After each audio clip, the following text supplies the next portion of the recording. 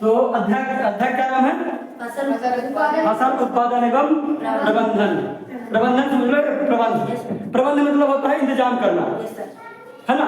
अब फसल मतलब भी जानते हो, फसल जो भी आप खेत में देख रहे हो, जो भी मतलब हाँ, जो भी आप खेत में जो हम उपयोगी करते हैं वो उनकी बात करें, वो फसल है। चारा और फसल मत मान लेना, वो फिर चारा वाला लगेगा, क्योंकि उनको हम थोड़े करते हैं। तो खेतों में जो उगाई जा रही है हमारे लिए यूज के लिए अपने, जिसको हम भोजन करते हैं, है ना। तो इनको कौन उगाते हैं? कौन उगाते हैं? किसान, है ना। किसान उगाते हैं। तो देखो, किसानों से ही सबका पेट भर रहा है कि नहीं, है ना। अगर किसान लोग ना उगाएं भोजन, ये फसल ना लगाएं, हालांकि होता फायदा उनका भी, ऐसा बात नहीं है, होता फायदा उनका भी है, लेकिन अगर मान के चलो कोई दूसरा काम करे, खेती करवाने गए कोई, तो तब तो चलो ठीक है, एक साल सोचोगे कि सर एक साल खेती नहीं करेंगे तो बचा रहेगा, उसी में से एडजस्ट कर लेंगे। लेकिन धीरे धीरे वो राशन जो इकट्ठा रखा कहीं भी, वो खत्म हो जाएगा कि ना हो जाएगा? होगा कि ना होगा? हो जाएगा, है ना। तो इसीलिए क्या करना चाहिए? किसानों का भी शुक्रिया अदा करना चाहिए, है ना, क्योंकि वो कड़ी मेहनत से क्या हो रहा, पीछे रख दो, वापस रख दो, जगह है ना। हाँ रख तो लिए, रख बस ये जाओ रख दो पीछे, पीछे कोई नहीं ले जाएगा, नीचे डाल दे, जल्दी करो जल्दी करो, एक तो टाइम लगा। हाँ, तो क्या है, जो किसान है वह भी बहुत महत्वपूर्ण है, मतलब हर एक व्यक्ति है, लेकिन किसान जब खेत में फसल लगाएंगे तो वह मंडी में भी जाएगा, ठीक है ना। और जिनके पास जो खेती नहीं करते तो लोग कहाँ से फसल पाएगा? तो वो धान या फिर गेहूँ, चना, टमाटर ये सब कहाँ से पाएगा? खरीदेंगे। तो खरीदने के लिए इकट्ठा होना चाहिए वहाँ पास, जब कोई बोएगा तब ना आएगा मंडी में, मंडी में तभी ना आएगा जब कोई लगाएगा। तो किसान का भी शुक्रिया अदा करना चाहिए कि नहीं करना चाहिए? हाँ, सबका शुक्रिया अदा करना चाहिए, है ना। तो फसल, सबसे पहले तो फसल जान लो, तो फसल किसे बोलेंगे? जैसे खेत है ना, इधर मान चलो गेहूं है, मान लो गेहूं है, इधर केवल गेहूं लगा, क्या है? केवल गेहूं। ये हो गए किस्में, मतलब जैसे चना हो गया, ये अलग ही नहीं है। गेहूं हो गए, वो भी क्या है, एक अपने आप में एक अलग फसल है कि नहीं है? गेहूं में भी अपने आप में अलग फसल है, चावल भी अपने आप में अलग फसल है कि नहीं? हाँ, तो बड़े पैमाने पर ये बहुत बड़े खेत है कि नहीं है? ये मत समझिए सभी के लिए छोटा खेत है, बहुत बड़ा खेत है, ठीक ना।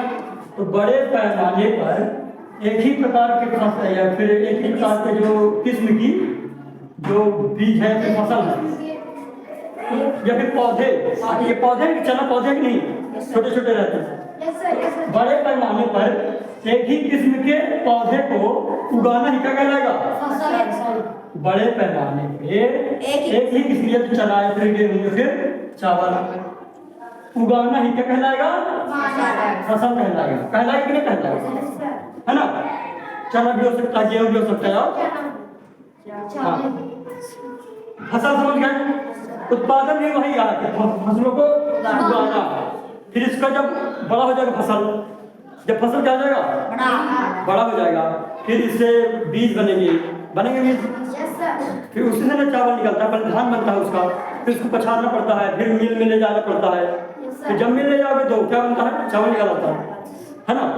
तो ऐसे गेहूं वाले में भी होता है, गेहूं कटाई करोगे, फिर थ्रेसिंग जो मशीन होती है थ्रेसर करके पूरा निकल जाएगा, साफ हो जाएगा। अब गेहूं जो बीज है वो अपने पास आ जाएगा, फिर इसको धुल धाल के अफ्रीका ले जाएंगे अपन किसान, आटा बन जाएगा। आटे को करके फिर आप जो बनाना बनाओ, किसी को अगर रोटी बनाना है तो रोटी बनाओ, चपाती बनाओ, लिट्टी चोखा बनाओ, जो बनाना बनाओ, पूरी बनाओ, ठीक ना, हो गया ना। फसल उत्पादन प्रबंधन। अब जब बहुत सारा बीज इकट्ठा हो जाएगा तो ठीक है, जिसके पास छोटा खेत है तो अपने घर में स्टोर कर लेगा, कहीं पास घर में स्टोर कर लेगा, यहाँ पास बोरिया में या फिर कहीं भी ऐसा रख लेगा।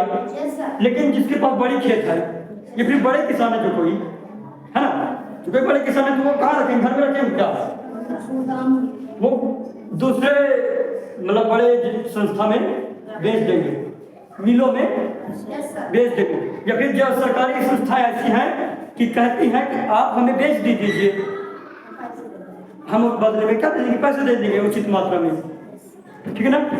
तो सरकार जो है फिर जो अन्य लोग हैं वो फिर बीजों को जो फसल नहीं बोलोगे, अब जो चना है, गेहूं है, चावल है, उसको क्या करेंगे, इकट्ठा स्टोर कर लेंगे। ऐसे मिल देखे हो ना, बड़े बड़े मिल, ऊपर चक्की से लगे रहते हैं, गोल गोल का जो वाला टीना का, क्या दिक्कत है। हाँ तो अपने कर, हाँ ठीक है ना। तो वो फिर जब बड़ी मात्रा में फसल के जो बीज हैं, गेहूं, चना, सब चीज, तो बड़े स्टोर में रखा जाएगा कि नहीं रखा जाएगा, तो वही क्या कहलाएगा, प्रबंधन कहलाएगा, वही क्या कहलाएगा, है ना। यहाँ ये बोरे हैं बहुत सारे, है ना, यहाँ पास मान लो चना वाला है, इधर पास गेहूं की है ना, तो इसी तरह अलग अलग रखना चाहिए। इधर वातावरण भी अच्छा होना चाहिए, ये नहीं कि यहाँ बहुत नमी होगी तो कीड़े उड़े लग जाएंगे, गुंडा उंडा लग जाए तो पूरा खराब हो जाएगा। तो इधर उचित मात्रा में सब चीज देख रहने के लिए वर्कर भी चाहिए। चलो वर्कर क्लियर नहीं, अभी तो अपन जो देख रहे हैं उसको देखते हैं, तो ये पूरा समझ आ गया। अब अपन आते हैं सीधे टॉपिक पर। हम प्रश्न अभ्यास प्रश्न के अलावा भी अलग से प्रश्न करेंगे, ठीक है ना, और उनको भी हल करेंगे, कोई दिक्कत नहीं है। इसको मिटा देना, ओके है ना, क्योंकि इधर से तो लिखने पड़ेगा तब चल नहीं मिटा, हाँ हो गया, जैसे जिसकी मर्जी हो। फसल क्या है, तो इसको पहले समझाओ डायरेक्टली बात में। Yes sir. फसल एवं उत्पादन क्या है? नहीं, फसल बस क्या है, फसल क्या है, फसल प्रबंधन नहीं, एक किस्म की उगाए जाने वाले पौधों को फसल। इस में किसी वाले कॉपी में किसी वाले कॉपी में, हाँ कॉपी में लिखो ना, तुम क्या कर रहे हो ना, रजिस्टर लिखना नहीं है, क्या बताऊँ, तुम पहले समझना पड़ता है। हालांकि इसको समझा दिया, मैं समझाया ये कि किस्म के पौधों को बड़े पैमाने पर उगाना ही क्या कहलाएगा, फसल, है ना। फसल नहीं करो, लिख लो प्रश्न सर, इसमें भी एक लिख दिए प्रश्न, एक लिखा। अरे चलो ठीक है। हरित क्रांति क्या, या फिर हरित क्रांति से क्या आशा है, हरित क्रांति से आप क्या समझते हैं, है ना। चलो हरित क्रांति से क्या समझते हैं, हरित क्रांति क्या, तो हटाओ, कोई लिख सकते, क्वेश्चन कोई भी हो सकता है, लेकिन हरित क्रांति के बारे में आप तो आगे तो लिख लोगे ना, क्वेश्चन इस तरह कुछ भी पूछा जा सकता है। हाँ तो पहले समझ लो फिर लिखोगे, ठीक ना। तो देखो हरित क्रांति मतलब, हरित क्रांति, हरित मतलब पेड़ पौधे से रिलेटेड, और हल्ला लिखो पेड़, क्योंकि हम किसका अध्ययन कर रहे हैं अभी, फसलों का, है ना। तो हरित क्रांति किसके लिए आई होगी, फसलों के लिए आई होगी। ऐसा भी लोग पढ़े नहीं होगा, अगर पढ़े होंगे तो जानते होंगे, किताब में था, ठीक है ना। तो हरित क्रांति मतलब पता क्या है, हरित क्रांति जो है वह पता क्या करेगी, अच्छे बीजों का, जो अच्छे बीज हैं, अच्छे वाले बीज, उनको अच्छे बीजों का चयन करेगी, ठीक, और उर्वरक बनाएगी। क्या बनाएगी, यानी कि खाद, विभिन्न प्रकार के रसायनों का प्रयोग करके खाद बनाएगी, ठीक ना। और फिर विभिन्न प्रकार कीटनाशक और कीटनाशक सब सही मात्रा में बनाएगी, और फिर इसी का उपयोग कर जब करेंगे अपन, जब इसी का उपयोग करेंगे कहाँ, फसलों में, तो फसल अच्छे किस्म के होंगे कि ना होगी, फसल की बढ़ोतरी होगी कि ना होगी, होगी ना। तो इसको भी बात है उसके साथ, ठीक है ना। अभी जब ऊपर को समझ आना,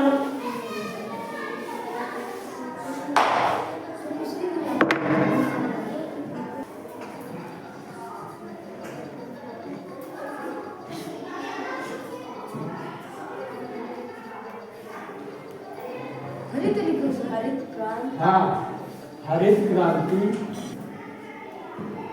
हुई है।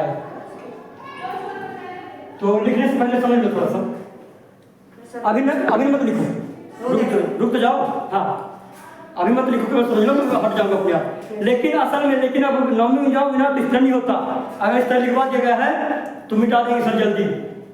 लेकिन ये मत समझ लेना कि जैसे मैं बता रहा हूँ उस तरह कोई बताएगा नहीं तो सर आप लेकर जाए जल्दी। हाँ, अब वो तो लिखवाएंगे नहीं, ऐसे बोलेंगे। तो ये आदत अपनी बिगाड़ना नहीं मेरे वजह से, मैं इसलिए पहले से सचेत कर रहा हूँ तुम लोगों को, ठीक है ना। हाँ, तो देखो एक बात तो समझ लो, अच्छे से समझना। देखो, हरित क्रांति का तात्पर्य खेती में उस तीव्र वृद्धि से है जो अधिक उपज देने वाले बीजों, रासायनिक उर्वरकों व नई तकनीकी के परिणाम स्वरूप हुई है या फिर फलस्वरूप हुई है। तो इसका मतलब यह है कि अब समझना पड़ेगा, इधर बात में समझना। हाँ, तो हरित क्रांति का मतलब क्या है कि हरित क्रांति का तात्पर्य, हरित क्रांति का मतलब यह है कि जो खेती में तीव्र वृद्धि हो रही है, पहले इस तरह नहीं था। अब हरित क्रांति आने के बाद खेती की तीव्र वृद्धि हो रही है, ठीक है ना। क्यों हो रही है? क्योंकि हरित क्रांति उच्च किस्म के बीजों का चयन करती है।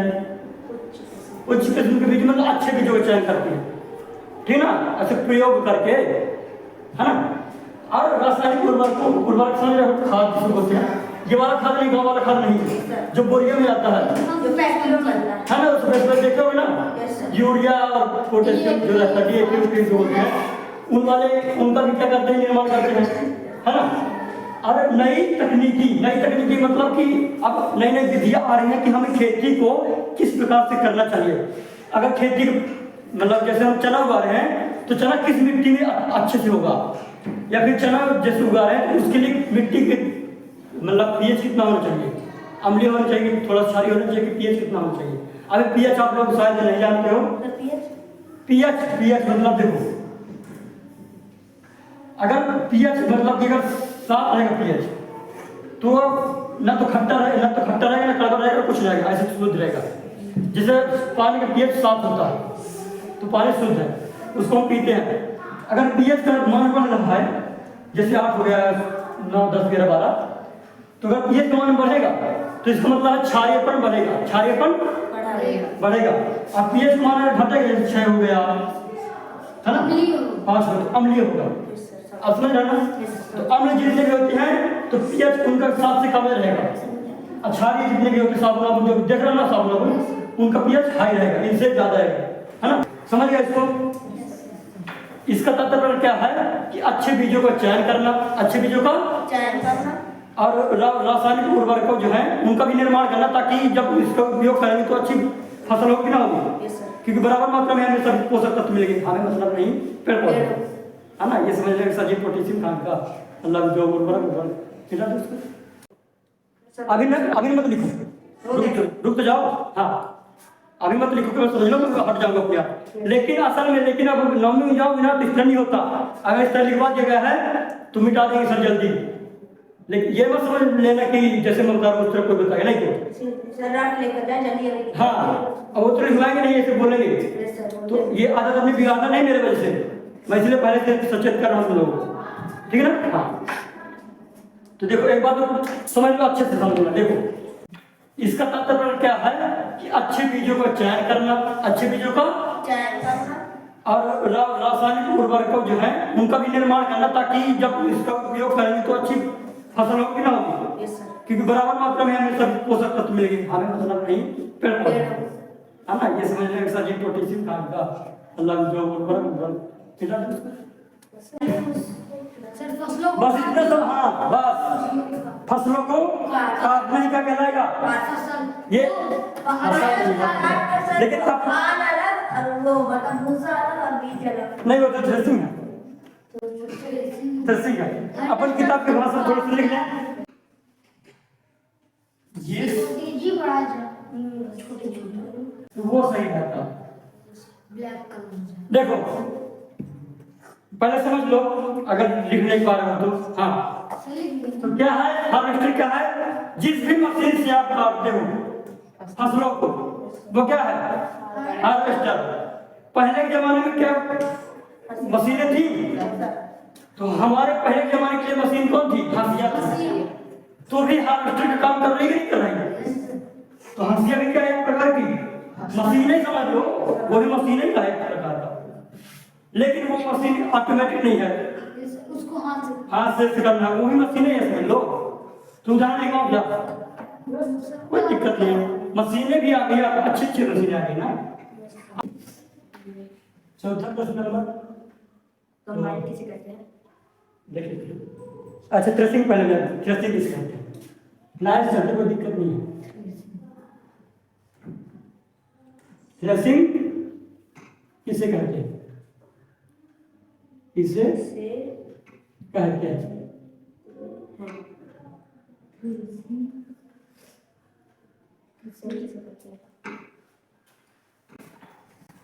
थ्रेसिंग तो जानते हो, ऐसी मशीन जिसमें कि फसल से बीजों को अलग किया जाता है, भूसे से अलग किया जाता है। नहीं गांव में, जैसे गांव में रहती हो तो देखे होंगे ट्रैक्टर के द्वारा वो वाली मशीन चलती है, जैसे ट्रैक्टर में उसको डालते हैं, या फिर लाइट से भी चलती है। ऐसे अब चित्र यहाँ पर बना दी, आदमी रहता है ठीक ना, अब 2-3 लोग बोझ ढोने वाले रहते हैं, है ना, तो बोझ देते जाएंगे और मशीन इधर पास रहेगी, तो मशीन में से डालते जाएंगे, तो मशीन गोल फिरेगी और फिर भूसे को क्या करेगी? दूर फेंक देगी। और जो जैसे गेहूं है तो उसमें ठंडी भी नीचे लग रही थी, भूसे से अलग कर दिया ना, डंडा को फेंक दिया, भूसे को भी फेंक दिया, और जो बीज है तो वह नीचे आ जाएगा, ठंडी लग रहेगी, तो छनते जाएगा। तो इससे क्या हो जाएगा? अगर छोटे छोटे गेहूं के टुकड़े हो गए हैं, या फिर मिट्टी हो गई, या फिर राई हो गई है, तो थोड़ा अलग हो जाएगी, और जो अच्छे गेहूं है वो दूसरे जगह चले जाएगी, तो उधर तगारी लगा रहते हैं, अभी तगारी से बोरी में भर लेते हैं। बाकी गांव में तो जानते होंगे। जब कभी ये ध्यान देते रहना कि, तो ये तो पूरा समझ में आ गया ये वाला भी, है ना। थ्रेसिंग क्या? बस जो फसलों को अलग कर देना, जो कटी हुई फसलें हैं तो उसको क्या कर देना? भूसे को और डंठलों को अलग कर देना, तो क्या कहलाएगा? थ्रेसिंग कहलाएगा। थ्रेसर मशीन के द्वारा इसको अलग किया जाएगा। लिख दे क्या? इसको थ्रेसर मशीन के द्वारा अलग किया जाता है। हाँ, इसके आगे ही वाह भाई, लिख सकते हो, कोई दिक्कत नहीं। बीजों को थ्रेसर मशीन द्वारा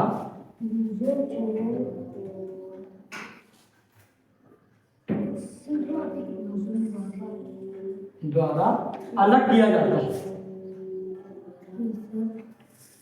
अलग किया जाता है।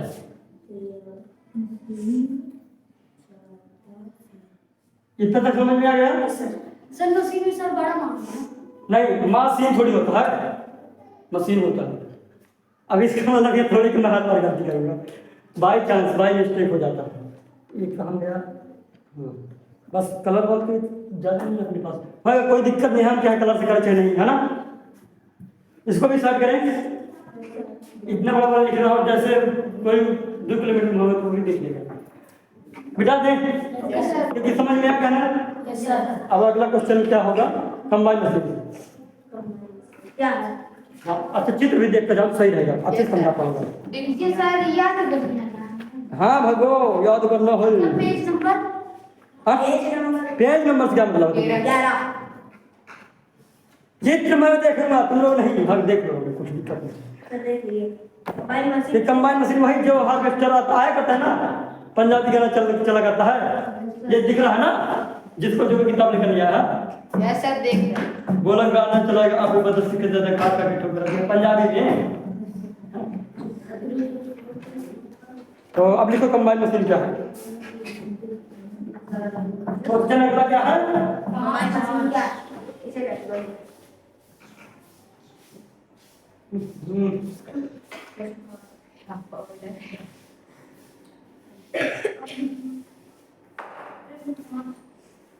इससे पता क्या होगा? अगर मैं उधर सांस लूं तो मेरे नाक में चला जाए।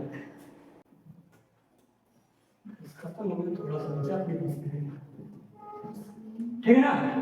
तो कंबाइन मशीन क्या है? जो दोनों काम करे, काटने का भी काम करे और बीजों को अलग करने का भी काम करे। इतना तक समझ में आ गया? Yes sir. फिर से देखो, कंबाइन मशीन क्या है? जो कि कटाई का भी काम करे और साथ ही साथ क्या करे, बीजों को अलग करे, भूसों से, भूसी और डंठलों से अलग करे।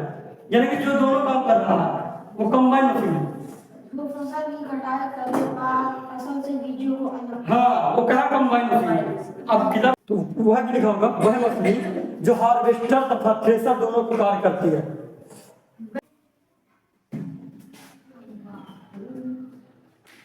ठीक है ना?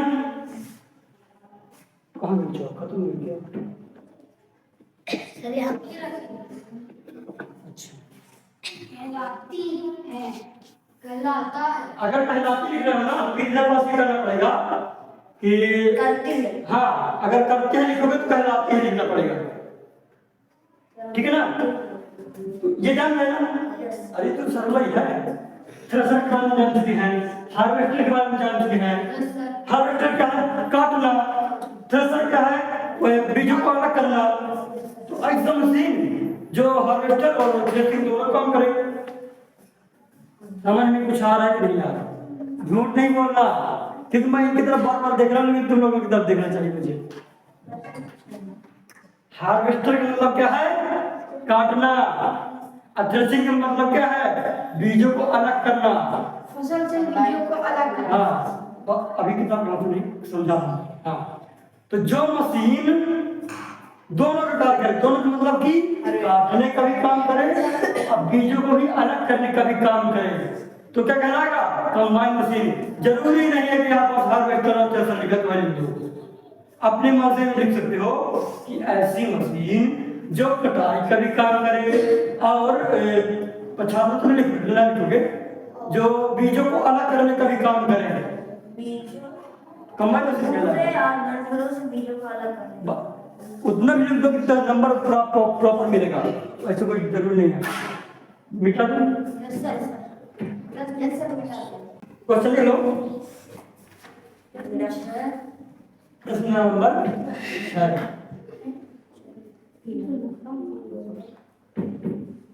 पीड़क नासी क्या? समझ इसके हम आगे लिखेंगे। अब पहले समझो, पहले पीड़क नासी क्या है। तो इधर पीड़क है। पीड़क मतलब जो कीड़े हैं, जितने भी पौधों में पाए जाने वाले या फिर पौधों के आसपास पाए जाने वाले कीड़े हैं, जानवर हैं, जीव हैं, वो सब क्या है? पीड़क है। तो पीड़क मतलब समझ गए ना? नासी मतलब नाश करना। नासी मतलब तो ऐसा कुछ चीज होगा, ऐसी कुछ चीज होगी जो कि कीड़ों को क्या करे? मार दे।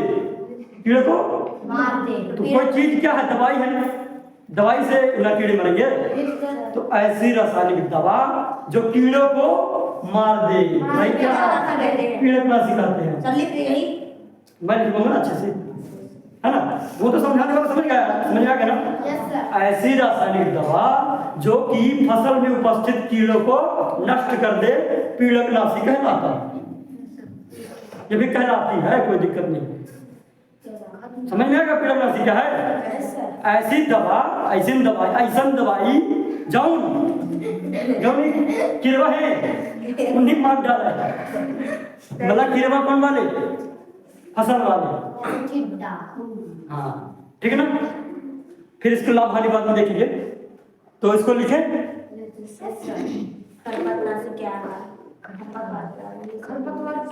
वैसे मेरे को लगता है कि ये वाला कितना क्वेश्चन होना चाहिए, लेकिन नहीं है।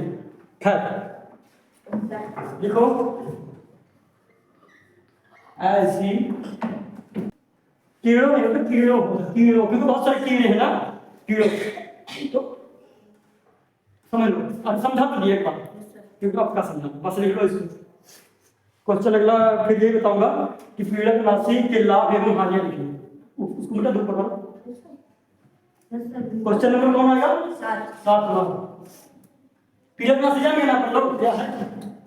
तो संबंधित क्वेश्चन ये इसका आंसर भी बहुत बड़ा है।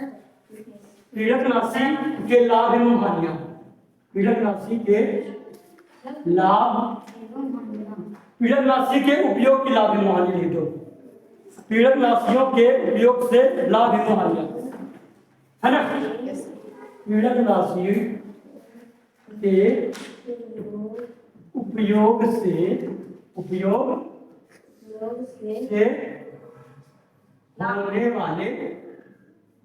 होने वाले लाभ एवं हानियां, क्योंकि ये क्वेश्चन किताब में नहीं है, वो अपने से बनाया हूँ, है ना।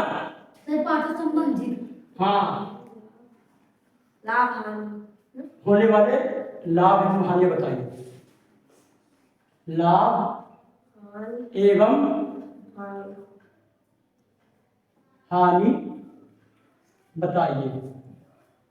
देखो अच्छे से किताब लिखा गया है, बताइए, बताओ ये बोल रहा है ना। बताइए, है ना। मिटा दो इसको पूरा। Yes sir. मिटा दो ना सबको। Yes sir. पूरा नीचे का मिटा दो। Yes sir. तो इसीलिए मैं तुम लोगों को बोला करता हूँ कि रोज लिखा करो एक पेज। भले ही राइटिंग वाइटिंग से मतलब नहीं है, तुम्हारा समझ में आ जाना चाहिए, बस हो गया। इधर कट जाए तो इधर पर कुछ नहीं किया करो। जब कुछ गलत हो जाता है ना, अब मान चलो अब इसको कर सकते हो ना, जैसे ये गलत हो गया, पीड़क राशि गलत हो गया, तो इसको काट के फिर इधर से लिखा करो। ये नहीं कि उसी में इस तरह से कर दो। चलो मिटा दो इसको। पूरा इधर लिखे पीड़क राशि से होने वाले लाभ। Yes sir. उत्तर में हानि बताइए। ये हो गया उत्तर अपना। तो पहले तो लाभ लिख लेना है। क्या लिखना है? लाभ। हालांकि आप लोग ये भी लिख सकते हो कि पीड़क राशि से होने वाले लाभ, इस तरह लिख सकते हो, कोई दिक्कत नहीं है। इस तरह भी लिख सकते हो, कोई दिक्कत नहीं है ना। लाभ, पहले तो लाभ देख लो, पहले सुन लो। देखो, जो रासायनिक दवाएं हैं, पीड़क राशि है, दवाएं जो है, जब इसका हम खेतों में उपयोग करेंगे, जो फसल को नुकसान वाले जीव जंतु है, कीट है, वो मर जाएंगे ना मर जाएंगे। लेकिन सर जो फायदा देता अभी नहीं, अभी नुकसान को अभी लाभ पड़ रहा है, इसीलिए अभी लाभ के बारे में जानते, फिर वो तो ठीक बोल रहे हैं। हाँ, तो जब इसका उपयोग करेंगे रासायनिक दवाओं का, वही रासायनिक दवा कौन वाली? पीड़क राशि, जो कि कीटों को मारती है। जब खेतों में उपयोग करेंगे, कीड़े मर जाएंगे ना मर जाएंगे। जब कीड़े मर जाएंगे तो फसल नुकसान होगा ना होगा? होगा। इस तरह का बोल रहे हैं। जब कीड़े ही मर जाएंगे तो फसल को कोई नुकसान होगा नहीं होगा। तो दो फायदे हो गए ना। पहला ये कि हानिकारक कीटे मर जाएंगे, और दूसरा जब हानिकारक कीटे मर जाएंगे तो फसल की वृद्धि अच्छी होगी, खेती में बढ़ोतरी होगी, खेती में। ये दोनों चीज लिखेंगे अपन, लेकिन किताब की भाषा में।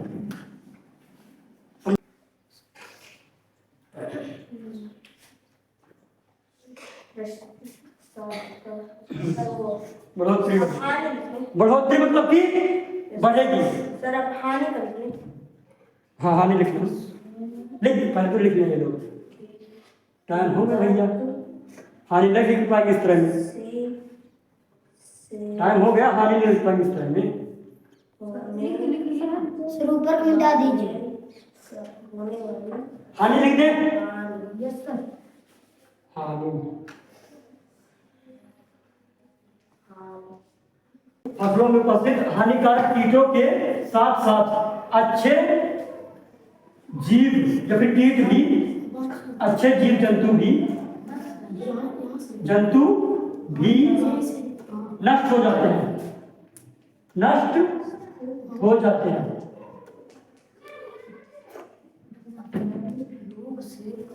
ये समझ में आना चाहिए। हानि लिखे हैं इस बात, देख लेना पहले इधर पास हानि लिखवाया हूँ, लाभ वाला मिटा दिया ना, हानि वाला लिखवाया हूँ कि पीड़क राशि के उपयोग से फसल में उपस्थित हानिकारक कीटों के साथ साथ अच्छे वाले जीव जंतु भी मर जाते हैं, यानी कि अच्छे वाले कीट भी मर जाते हैं।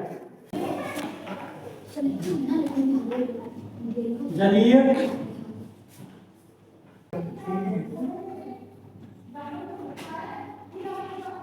हाँ, देखो लिख लिया। हाँ, एक बार खत्म बताते हैं ना, लिख गया सबका। हाँ, पहले आप समझो। तो जब चलो चित्र बना के समझाओ थोड़ी सही। जैसे खेत है, हालांकि ऐसे बताओ तो अपने दिमाग में खेत समझो कि खेत है, एक फसल है, कोई भी फसल हो सकती है, ठीक ना, कोई फसल हो सकती है, ठीक ठीक। अब इधर क्या डालेंगे अपन, खाद। खाद कौन वाली लेंगे, उर्वरक जो फैक्ट्री से बनकर आती है, यूरिया है ना, डीएपी जो आती है वो वाली खाद की बात है, ठीक। तो जब खाद डालें इधर, खाद की बात नहीं, एक सेकंड, खाद की बात नहीं, कीटनाशी की बात हो रही है, तुम लोग उल्टा सीधा करवा देते हैं। कीटनाशी मतलब कि वैसी रासायनिक दवा जो कि किसको मारे, कीटों को मारे। तुम लोग जैसे ऐसे करवा के, हाँ फिर सुनो, हटा दो, खाद नहीं है वो, खाद नहीं है, क्या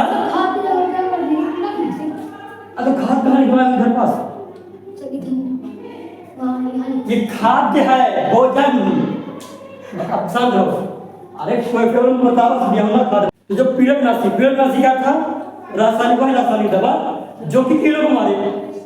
तो जब हम इस खेत में मशीन से दवाई डाले, ढाके इसलिए रहा ताकि हमारे शरीर, हाँ पानी वाली बात है बिना,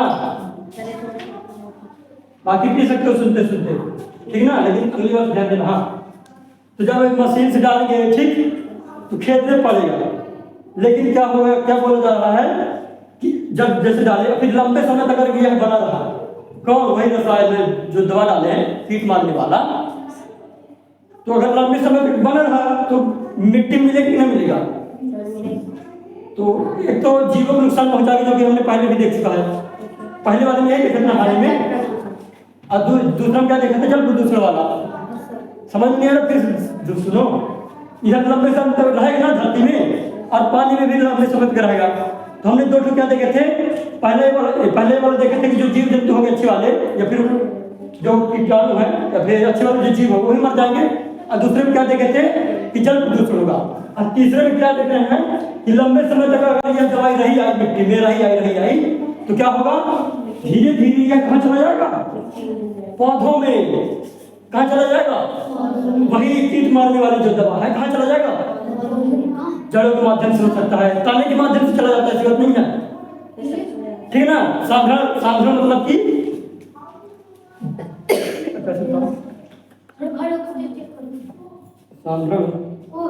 साधारण मतलब वह है कि मान के यहाँ पास, इधर पास कोई बाहरी इन्वायरमेंट है, इतने समझो, चलो साधारण मतलब है, समझ लो जैसे पानी है, और जो हम कलर डाले हैं, कलर डाले हैं वह क्या है, एक समझ ले, समझ लो कि क्या है, दवाई है, कौन वाली दवाई, कीट मारने वाली, ठीक ना। तो इसको समझ लो पेड़, इसको समझ लो पेड़ बहुत सारे लगे हैं, थोड़ी बहुत दवाई डालें तो ठीक, कीड़े मर जाएंगे, लेकिन अच्छे वाले कीड़े मर जाते हैं, इससे हानि चले जाएगी, ठीक ना।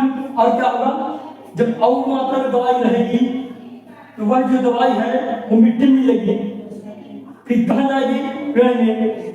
वही अगर कलर वाला जो रहेगा बिलियन सोल्यूशन नहीं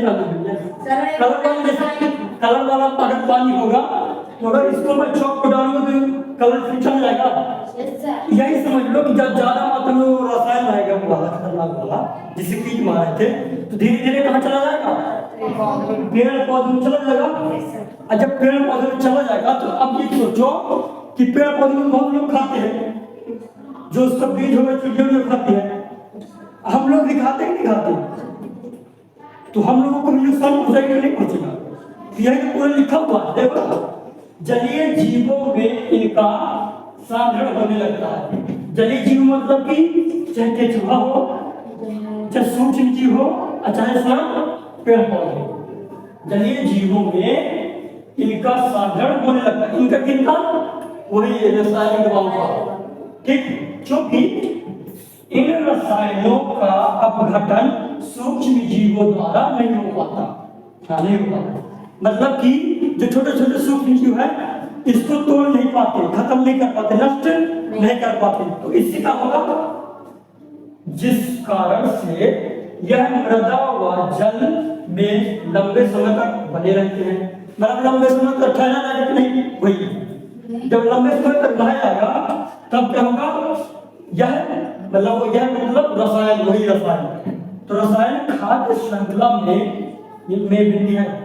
में प्रवेश करके सभी जीवों के साथ साथ मनुष्यों में भी रोग उत्पन्न करेंगे। इसका मतलब यह है कि जब यह लंबे समय तक बने रहेगा, पेड़ में भी चला जाएगा, तो खाद्य श्रृंखला मतलब होता है जो कोई भोजन करते सभी,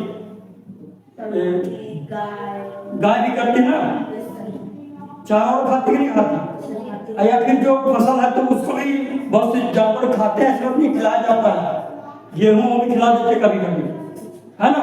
तो फिर जो भूसा से बनता है वो भी खिला देते हैं। तो अगर वो ग्रसित होगा किससे, रसायन से, रसायन से दवाई से ग्रसित होगा, वही बीज दाना डंठल कुछ भी जो चारा और खाएगी गई उसको बीमार करेगा। हम भी खाना खाते हैं, खाना खाते कि नहीं खाते, हम भी बीमार हो जाएगा ना, हो जाएंगे। कई बार क्या होता है कि इससे बह करके रसायन कहाँ चला जाता है, नदियों में चला जाता है। पानी जैसे देखो बरसात के चल रहा है, इसमें दवाई डाले तो अब पानी बहुत बरसा, तो रसायन बह करके कहाँ जाएगा, फिर नदियों में जाएगा। नदियों में मछलियां हैं, धीरे धीरे मछलियों को तक जाएगा, जा सकता ना। अब बहुत लोग जैसे मछली खाते हैं तो उनमें भी ये रोग उत्पन्न हो सकता नहीं हो सकता। यह लिखा गया है खाद्य श्रृंखला में प्रवेश करके सभी चीजों के साथ साथ मनुष्य में विरोध उत्पन्न कर गई। खाद्य श्रृंखला मतलब कि एक ही चीज को बहुत, जैसे खाद्य श्रृंखला फिर लास्ट में बताएंगे, लास्ट में कब खाद्य पार्ट में है, ठीक है ना। इसको बता दो टाइम से टाइम बताइए, देखो 3 बजने लगे।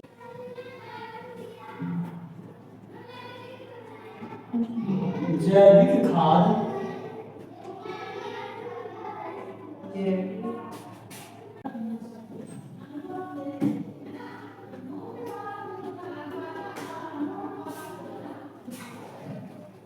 लगाया जाता है ना, लगाया जाता है ना थोड़ा सा,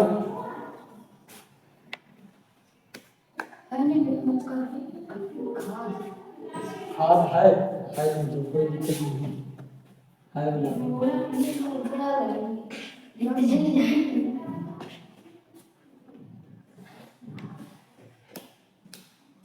वही तो बोल तो देता हूँ, लेकिन भले दिक्कत नहीं, लेकिन शायद एक बार पढ़ना चाहिए, कोई दिक्कत नहीं है। हाँ लिख गया, लिख गया। Yes sir. तो देखो जैविक खाद है क्या, जब पूछा जाए कि जैविक खाद क्या है तो आप लोग अभी तक समझे केवल, है ना। हाँ जैविक खाद के बारे में तुम लोग जानते हो, वही गोबर से जो खाद बनता है। तो इसमें क्या बताया गया है, पहले दे जान लो अवशिष्ट पदार्थ क्या होता है। जैसे पेड़ों का अवशिष्ट पदार्थ क्या होगा, उनकी गिरी हुई पत्तियां, सूखी हुई डंठलें, पतली पतली डंठलें, ये नहीं मोटी मोटी बोल रहा हो शाखाएं ना हो, वो तो लकड़ी का है। पत्तियां क्या हो गई, चारों ओर कहीं काट के फेंक दे तो वो भी अवशिष्ट है, ठीक। बाकी समझना, ठीक है। अवशिष्ट कचरा समझ लो, जैसे पत्ती गिरी तो पत्ती के लिए क्या है, वो अवशिष्ट है, कचरा है। हमारे लिए कचरा क्या है, जो हम मल त्याग करते हैं कि नहीं करते, वह अवशिष्ट है। क्या है, लिख गया तुम्हारा, समझने पर ध्यान दो। जो टमाटर फिर आलू छीलते हैं वह क्या है, अवशिष्ट है, अवशिष्ट पदार्थ है ना। तो वो अवशिष्ट किससे प्राप्त हुआ है, पेड़ पौधे से, कुछ जानवरों से भी प्राप्त होता है, ये भी अवशिष्ट पदार्थ नहीं है, लेकिन ये कार्बनिक अवशिष्ट पदार्थ है। क्या प्लास्टिक अवशिष्ट पदार्थ है, तो आंसर है नहीं, क्योंकि प्लास्टिक को सूक्ष्म जीव नष्ट नहीं कर पाते, ठीक ना। तो कार्बनिक इसलिए लिखा गया था, जैविक मतलब जीवित वाले, ये पेड़ पौधे पहले जीवित थे ना, ये गोबर कहाँ से है, जो जीवित था, कार्बनिक भी लिखा है, कार्बनिक ना भी लिखो तब भी चल जाएगा, लेकिन जैविक लिख दोगे तब भी चल जाएगा।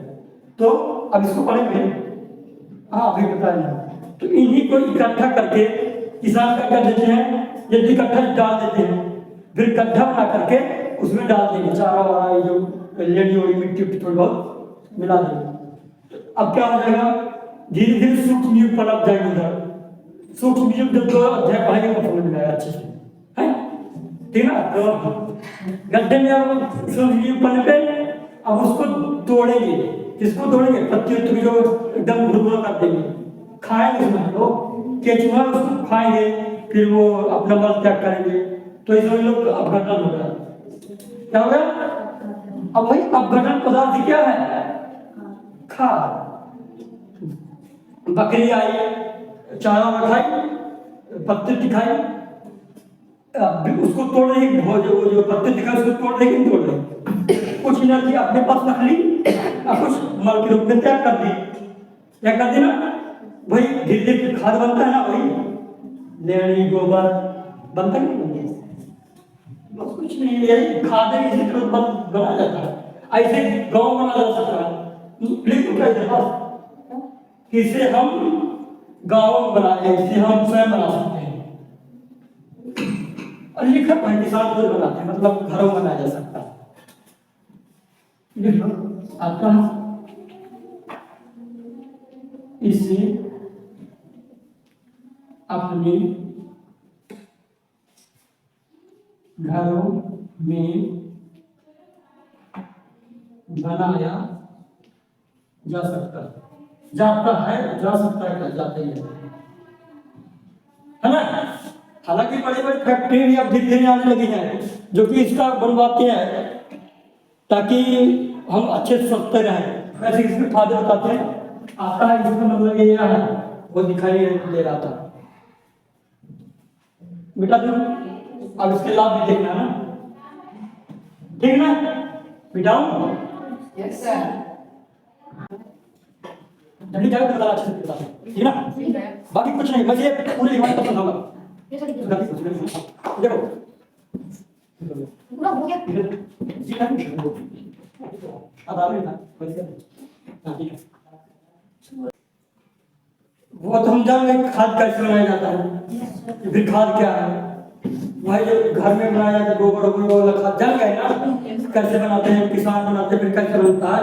अगर गोबर फेंका तो अपने आप खाद बन जाएगा, बन जाता है कि नहीं बन जाता? बन जाता है। अब इससे फायदा क्या है? तो सबसे बड़ा फायदा आगे की जितनी भी कर सकते हो, चाहे इसको आगे लिख दो, चाहे इसको आगे लिख दो, जो तुम्हें याद हो पहले उसको चाहे लिख दो। तो इससे क्या हो जाता है, मिट्टी क्या हो जाती है, भुरभुरी हो जाती है। भुरभुरी मतलब कि जैसे हाँ, अगर मिट्टी को उठाओगे खेत की मिट्टी को और थोड़ा सा इस तरह दबाओगे तो चुरकुन चुरकुन गिर जाएगा अपने आप। कहीं मिट्टी उठाओ खेत का दबाओगे तो फुटवे न करेगा।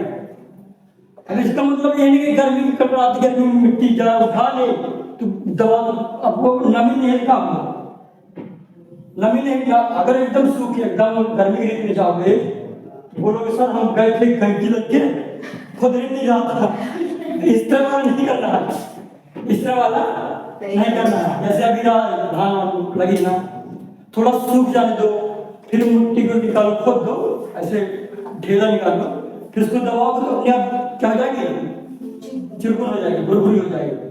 तो इससे फायदा क्या होगा, नीचे केचुए रहते हैं तो उनको पोला करने में आसानी होगी ना होगी, और गैसों का आदान प्रदान मतलब गैस अंदर भाग जा पानी की जाता है, गैस की छोटी छोटी जगह रहेगी, छोटा छोटी जगह, तो अच्छे से क्या होंगे, वृद्धि करेंगे।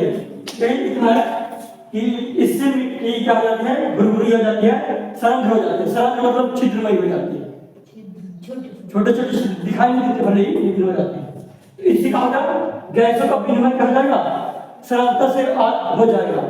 जब सरलता से विनिमय हो जाएगा तो जितने मित्र सूक्ष्म जीव है या फिर केचुआ है, अल्लाह मेरे केचुआ नहीं चाहिए, सूक्ष्म जीव के साथ केचुआ भी चाहिए था। हाँ लिख सकते हो बाद में अगर ध्यान हो तो मित्र सूक्ष्म जीव क्या होंगे, वृद्धि हो जाएगी।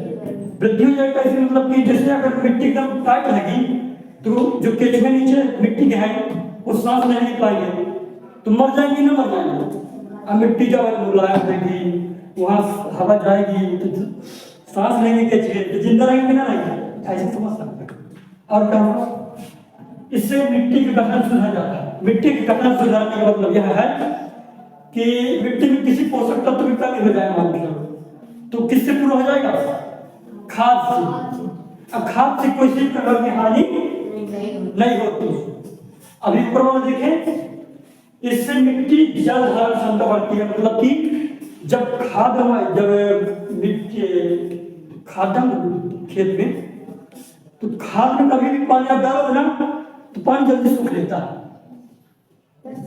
सूख लेता कि नहीं लेता? अरे कहीं गोबर नहीं, गोबर में ढेर पड़ा हुआ और उधर पानी डालोगे तो पानी जल्दी सूख लेगा। तो जब खेत में प्रॉपर मात्रा में मिला रहेगा खाद, यही जैविक वाला, तो पानी जब बरसेगा तो जल्दी खींच के काम हो चलेगा पेड़ तक।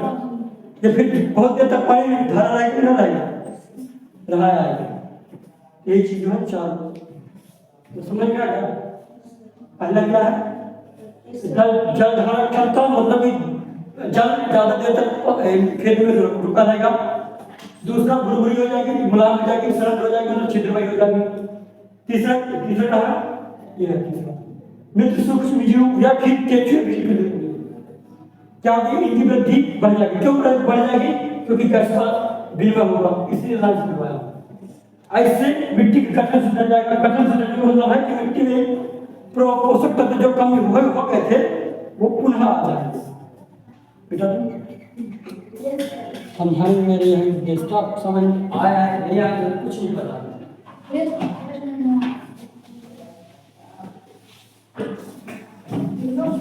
इसलिए अब अच्छा धीरे धीरे इस तरह होने लगा है। अच्छे से मिटाना पड़ेगा।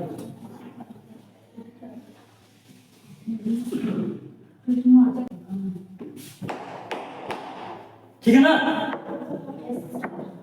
मैं चढ़ के ऊपर चढ़ाना चाहिए था। तो कोई दिक्कत थोड़ी है। ठीक है ना? तो जिताई किसी का खेल में जो मिट्टी है उसको उलटने क्या कहलाएगा? जब खेत की जुताई करते हैं तो ऊपर की मिट्टी नीचे चली जाती है, नीचे की मिट्टी ऊपर आती है, तो उलटना पलटना होगा कि नहीं होगा? तो यह क्या है? जुताई है। इसी तरह लिखना है, मिट्टी को उलटने पलटने एवं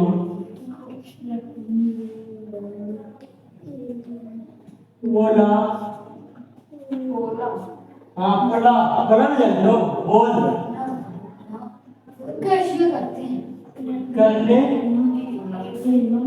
की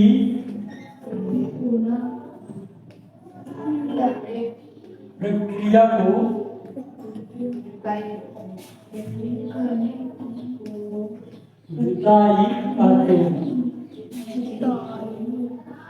कहते हैं। कहते कि नहीं कहते? हाँ चलो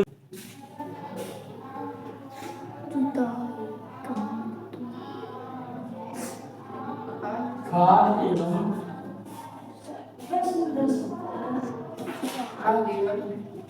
उर्वरक किसे कहते हैं? इसे कहते हैं।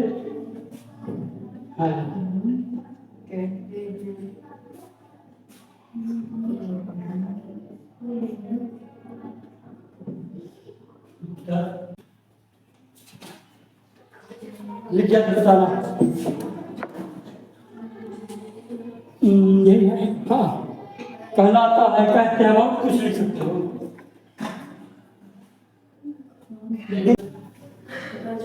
देखो फिर हो गया ना? Yes sir. अभी इन लोगों को बताते हैं कैसे लिख गया। चलो ठीक है। अभी इसलिए बोला था तुम्हें बहुत पूछना रोज कम से कम एक पेज लिखा करो। अब बताते तुम लोग क्या करते हो। ये पूरा ये क्वेश्चन खत्म हुआ, 2 लाइन छोड़ दो, 2 लाइन उसके बाद लिखो। ये देखो पूरा पुट्टी पुट्टी की है। अब एक मेन कॉपी नहीं है, ये मेन कॉपी में अच्छे से लिखना। 2 लाइन छोड़ दो, फिर तुम अगला क्वेश्चन करो। हाँ 1 लाइन 2 लाइन कुछ भी। हाँ 1 लाइन ठीक है ना? ये नहीं कि सब मिला दे, हाँ बाद में करते हैं, काहे नहीं हाँ जहाँ भी करना हो है ना, तुमने समझ में किसी ऑप्शन किसी मिला दो सब बिठा दो। अच्छा समझा कहूँ, अरे ऊपर वाला समझ गया ना, मिट्टी को उलटने पलटने के प्रक्रिया क्या बोलते हैं, जुताई। खाद खाद या फिर उर्वरक क्या है कि ये ऐसे पदार्थ हैं, अब अपने बात ये ऐसे पदार्थ हैं या फिर ऐसी चीज है जिनको कि मिट्टी में लाया जाता है। जब मिट्टी में लाया क्या लगा, मिट्टी में पोषक तत्व की जो कमी होगी तो पड़ जाएगी। मात्र खेत है, क्या है खेत। ये फसल होगा, ठीक है ना। अच्छा मिट्टी में ये मिल रहा है, ये जड़ है, इधर क्या है, पोषक तत्व है, नाइट्रोजन भी यहाँ आ जाता है। फिर बताओ नाइट्रोजन कैसे नीचे आता है, nitrogen phosphorus, nitrogen phosphorus sulphur सब चीज इधर रहता है मिट्टी में, ठीक है ना। तो इधर से यूज करेगा, मान लो कि हमने ऐसा पौधा लगाया जो कि ज्यादातर मात्रा में क्या यूज कर रहा है, यूरिया। क्या यूज कर रहा है, यूरिया कभी होगी ना, होगी ना। जब अगली बार किसी भी खेत लगाएंगे, खेत में कुछ उगाएंगे, यूरिया कम हो गई है, अब हम फसल लगाए तो क्या अच्छे से होगी, नहीं होगी। तो इसके लिए हम क्या करेंगे, खाद डालेंगे। जब खाद डालेंगे तो मिट्टी गठन से कर जाएगा, पोषक तत्व फिर से उस तरह आ जाएगा। यही था मिट्टी पोषक तत्व बना रखने के लिए क्या करते हैं, उसको मिलाते हैं खाद। खाद क्या छिड़कते हैं, क्या छिड़कते खाद, ये पेड़ खाना खा ले, लेकिन पेड़ पौधे तो ऐसे खा नहीं खाते जिस तरह हम खा लेते हैं। रसगुल्ला नहीं है कि डालते हैं तो समझ लो रसगुल्ला तो खा लेंगे, वो जब तक मिट्टी मिलेगा नहीं तब तक पेड़ में नहीं जाएगा। कहे के माध्यम से जाएगा, जड़ के माध्यम से, और जो क्यों अब साथ में अब नहीं आते हैं तो मत तो लाइन छोड़ के मेरा लिखने में ध्यान नहीं, जो ज्यादा समझने में ध्यान है। जीव क्या है,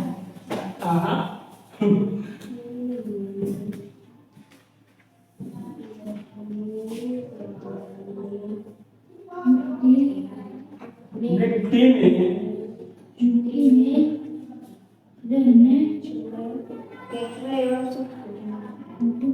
रहने वाले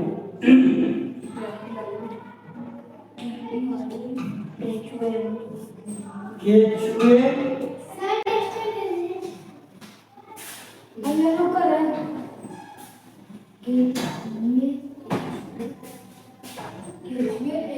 एवं सूक्ष्म जीव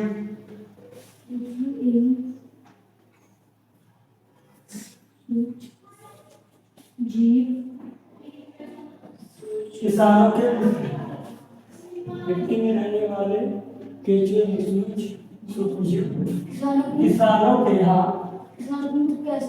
बताता हूँ, किसानों के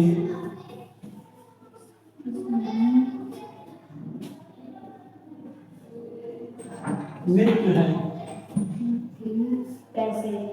बताइए कैसे, बताइए क्यों, बताइए क्यों।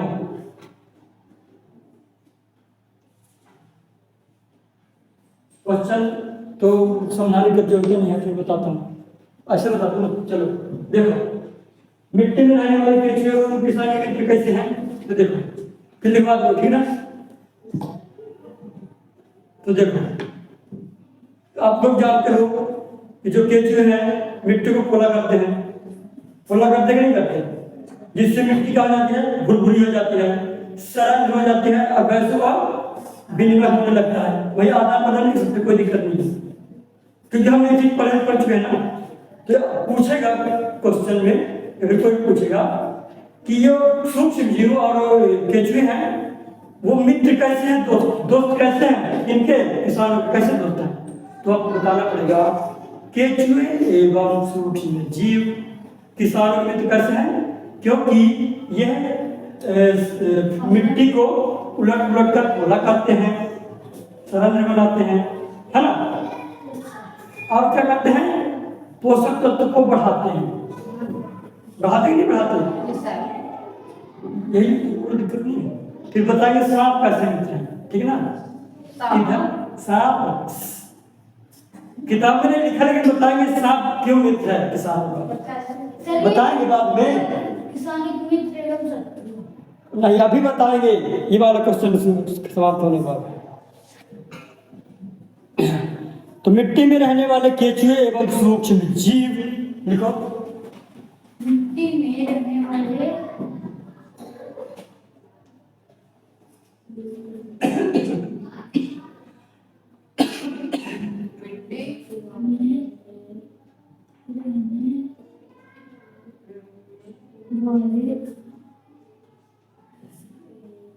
रहने वाले हैं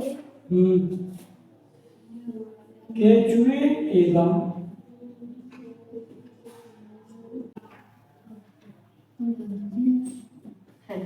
तो डेढ़ लेते हैं हम दूसरा। अगर अच्छा वाला तभी लेता ना, नहीं तो क्या करोगे। सर वही हाँ, ले आना पड़ेगा, लेकर तो आना पड़ेगा, इसलिए मेरे पास फिर कभी नहीं कराना, कोई भी जाए। हाँ, लिख गया। Yes, sir. आज ना पहले तो इस तरह फसल तो खाना क्या, तब तक मैं नहीं जो है अभ्यास कौन शुरू कर दिया, क्योंकि अभी क्वेश्चन है बहुत सारे, इस नहीं था, फिर उसको लास्ट में देख लेंगे, ठीक है।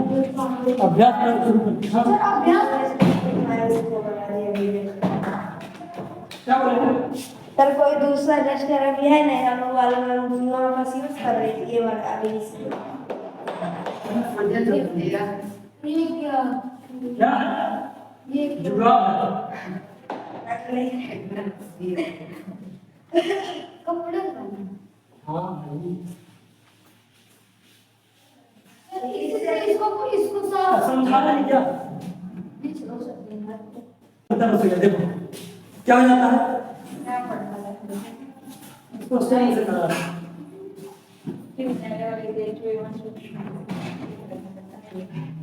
बताइए अपने केंचुए को किसान वाले तो बोले थे ना, और केंचुआ ना होता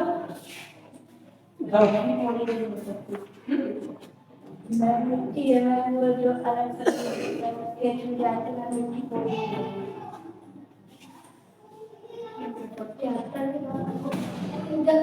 हाँ ठीक है ना। तो देखो सुनो तो केंचुए और जो सूक्ष्म जीव करते क्या है, मिट्टी को पोला करते हैं, जिससे क्या हो जाता है, कैसे वातावरण अच्छे से होने लगता है, ठीक है ना।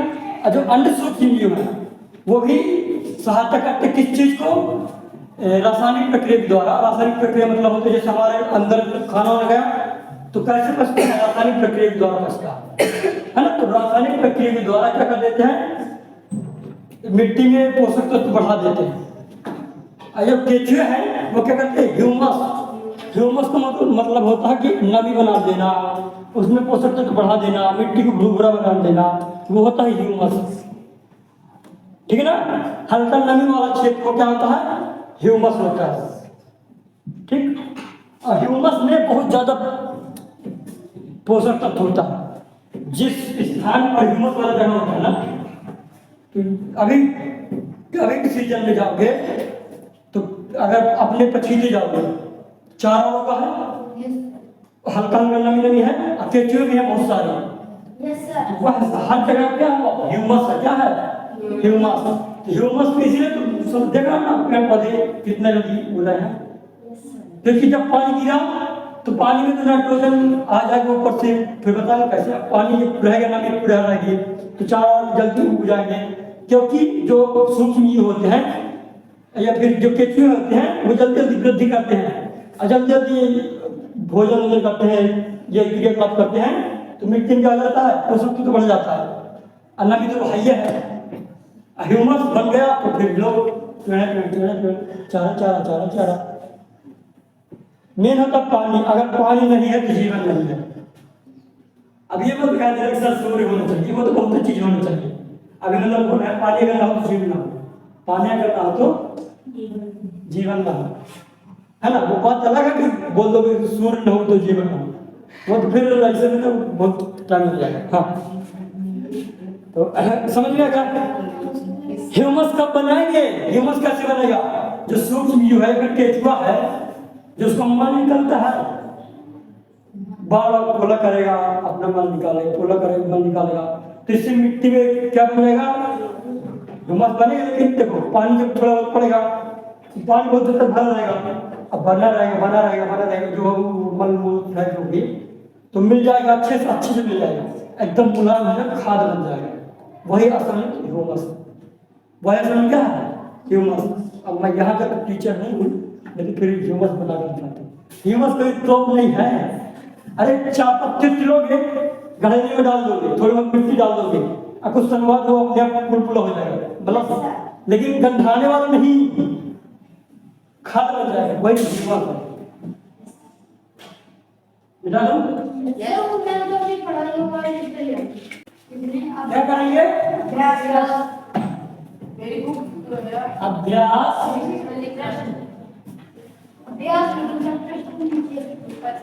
प्रश्न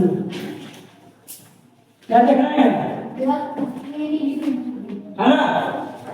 अब प्रश्न नंबर अगला, इसको पढ़ने नहीं आता, मैं लिखवाऊंगा नहीं प्रश्न को, उत्तर में लिखवाऊंगा, ठीक है ना। प्रश्न तो अपने किताब में लिखा है, अब मेरे को चाहिए किताब। अब क्या चाहिए? उधर क्या देख रही हो? अब क्वेश्चन में इधर नहीं लिखवाऊंगा, क्वेश्चन किताब से देख कर लिख लो ना, लिख लो कि नहीं लिख लो? Yes sir. आंसर लिखेंगे। हाँ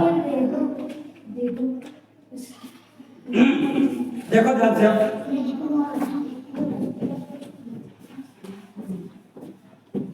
तो प्रश्न नंबर क्या बोल रहा है? उचित शब्द छाट करके रिक्त स्थान को भरिए, खाली स्थान को। अब किताब होना चाहिए तब तो भरो खाली स्थान, किताब कहाँ है? इसमें ये चार्ट को तो पोसा करना है। क्वेश्चन लिख ले। क्वेश्चन लिख ले। 1 2 3 4 चार बोला। 1 2 हम क्वेश्चन लिख लो, जब तक प्रश्न नहीं लिखो, बाद में लिखते हैं। इस सर को भरने इससे खाली स्थान को। हाँ लेकिन किताब में होना चाहिए। देखो एक स्थान पर, एक ध्यान सुनना, बताओ तुम्हें लोग, एक स्थान पर एक ही प्रकार की बड़ी मात्रा में उगाए गए पौधों को क्या कहते हैं? फसल कहते हैं। ये भी परिभाषा अपने आप आ गई।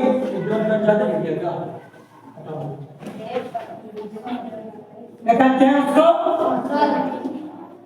नहीं पानी भरने खावाली पर फसल कहते हैं ना। फिर देखो, फसल उगाने से पहले प्रथम चरण क्या होता है? मिट्टी की तैयारी। क्या होती है? तैयारी। मिट्टी क्या होती है? मिट्टी तैयार करोगे तब ना फसल उगाओगे। तो दूसरे नंबर क्या लिखोगे? तैयारी। ये मिटा दूसरा कर दो पता लगेगा कि क्या बताना है। मिट्टी की तैयारी। हाँ फिर अगला क्या कहा? क्षतिग्रस्त बीज जल की सतह पर क्या करने लगते हैं? डूब जाते हैं कि गाना गाने लगते हैं कि नाचने लगते हैं कि क्या करने लगते हैं? तैरने लगते हैं। तीसरे नंबर पे आएगा तैरने लगते हैं। अब बताएंगे इसको कैसे। हाँ फिर क्या है? फसल उगाने के लिए पर्याप्त सूर्य प्रकाश एवं मिट्टी से क्या क्या होना चाहिए?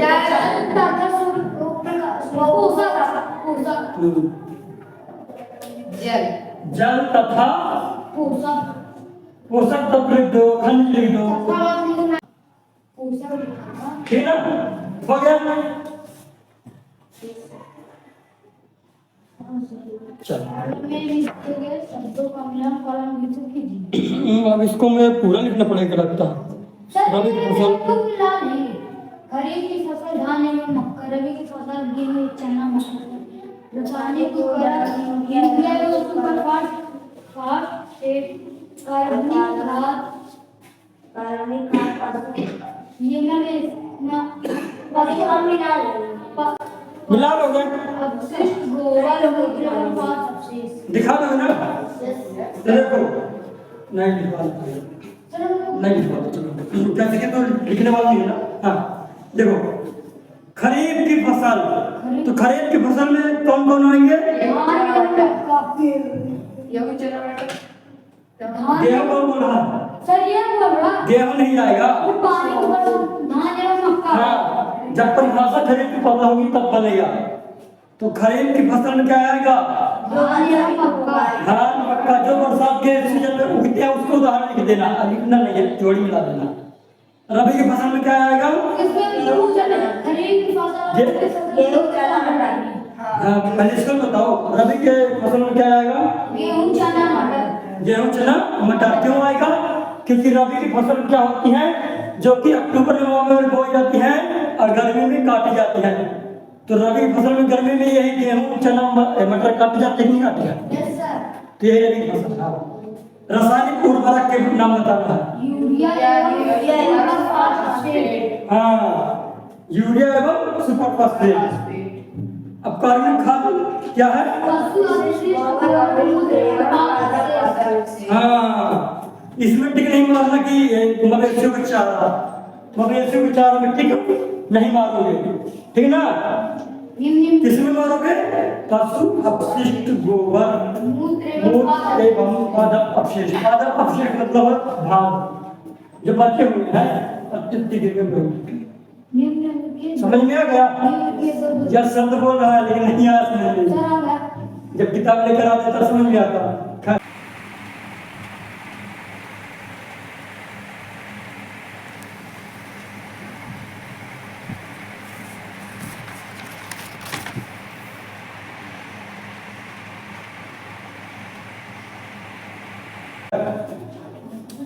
अब इधर से करना शुरू करते हैं।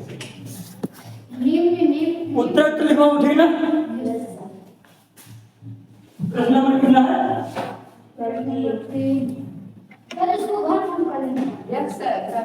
नहीं प्रश्न नंबर 3 सब कुछ लाइन छोड़ कर लेते। एक दो मत को छोड़ के किताब तुम्हारे पास है, किताब पढ़ो, क्वेश्चन आंसर बना लो। हाँ खरीफ फसल लिखा है। जैसा खरीफ की फसल खरीफ फसल खरीफ फसल लिखा ना बस क्या देना है? सर खरीफ की फसल उदाहरण देने दो। उदाहरण होना दाल मक्का गेहूं। उदाहरण ना कहाँ से खरीफ की फसल गेहूं मक्का होगा?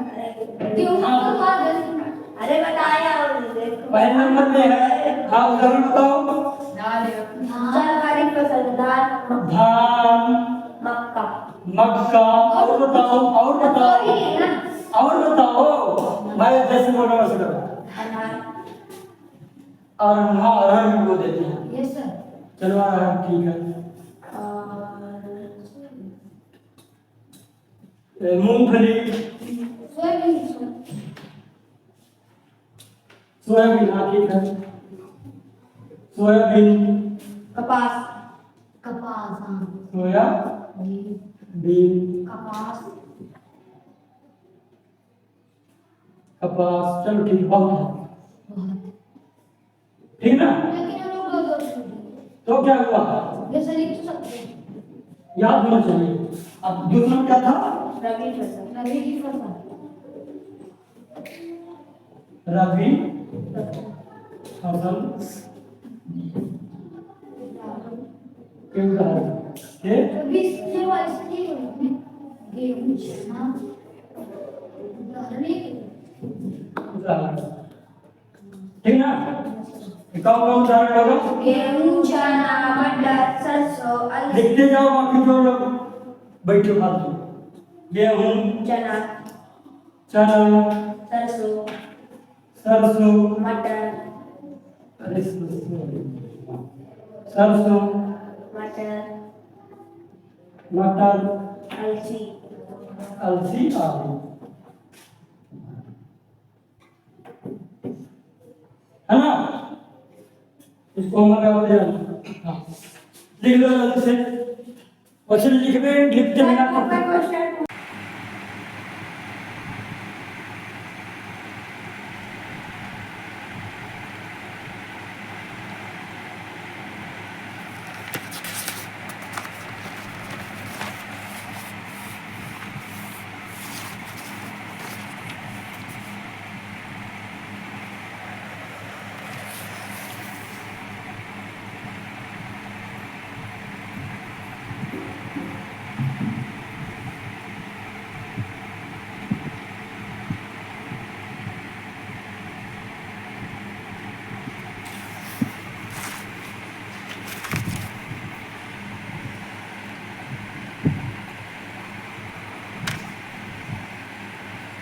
आंसर है ना, वो यहाँ से लिख लोगे, लिख लोगे कि नहीं? इधर पास गोलम मार लेना 5 में उत्तर, इसको लिख लेना। मैं समझा दे रहा हूँ, बाकी के समझा दूँ, ठीक है ना? इसको देखो, अभी मिटाना पड़ेगा मेरे को, थोड़ा सा मिटाना पड़ेगा। मिटा दो इसको,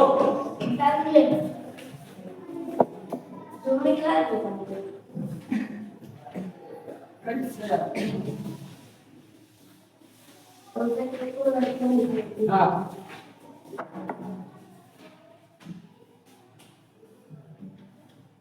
उर्वरक, ये खाद, इकबाल नहीं रखे, समझाओ क्या समझाओ, ठीक है ना? हाँ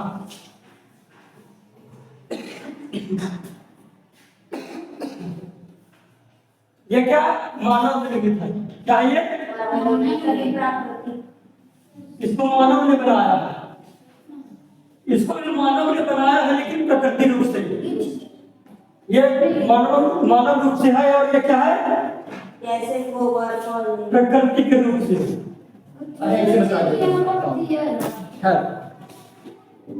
ये जो उर्वरक है वो क्या है? मानव निर्मित है। ये प्रकृति में बनाया गया। कैसे बनाया गया? गोबर, जानवरों के अपशिष्टों से ये सब खाद बनाया गया। खाद किसी से बनेगा। अगला में क्या है कि ये जो उर्वरक है वो कहाँ बनता है? फैक्ट्रियों में। कहाँ बनता है? इसको हम कहाँ बना सकते हैं? घरों में बना सकते हैं, खेतों में बना सकते हैं। एक खाद घर में नहीं बनाते हैं लोग, बना सकते हैं ना, है ना? और अगला कहा है इससे ह्यूमस प्राप्त नहीं होता। ह्यूमस प्राप्त होने मतलब अभी बता देना, जो एकदम नमी रहेगी, जो केचुए नेचुरल तौर से मिलाते हैं, पोषक तत्व तो अच्छी मात्रा में नहीं रहेगा। पोषक तत्व तो रहेगा लेकिन ह्यूमस नहीं रहेगा। ह्यूमस मतलब प्रॉपर नमी नहीं रहेगी। प्रॉपर पोषक तत्व जो होते हैं केचुए द्वारा प्राकृतिक रूप से वो नहीं रहेगा। इसमें ह्यूमस प्राप्त होता है। इसमें प्रचुर मात्रा में पोषक तत्व पाए जाते हैं। प्रचुर मात्रा में मतलब हाँ पाए जाते हैं, जैसे पोटेशियम हो गया, पोटेशियम, फास्फोरस, यूरिया, ये सब क्या है? प्रचुर मात्रा में पाए जाएंगे। नाइट्रोजन वगैरह। अरे जो बोरी में आता है यूरिया, डीएपी, वो इसी उर्वरक की बात हो रही है। ये कौन खाद है?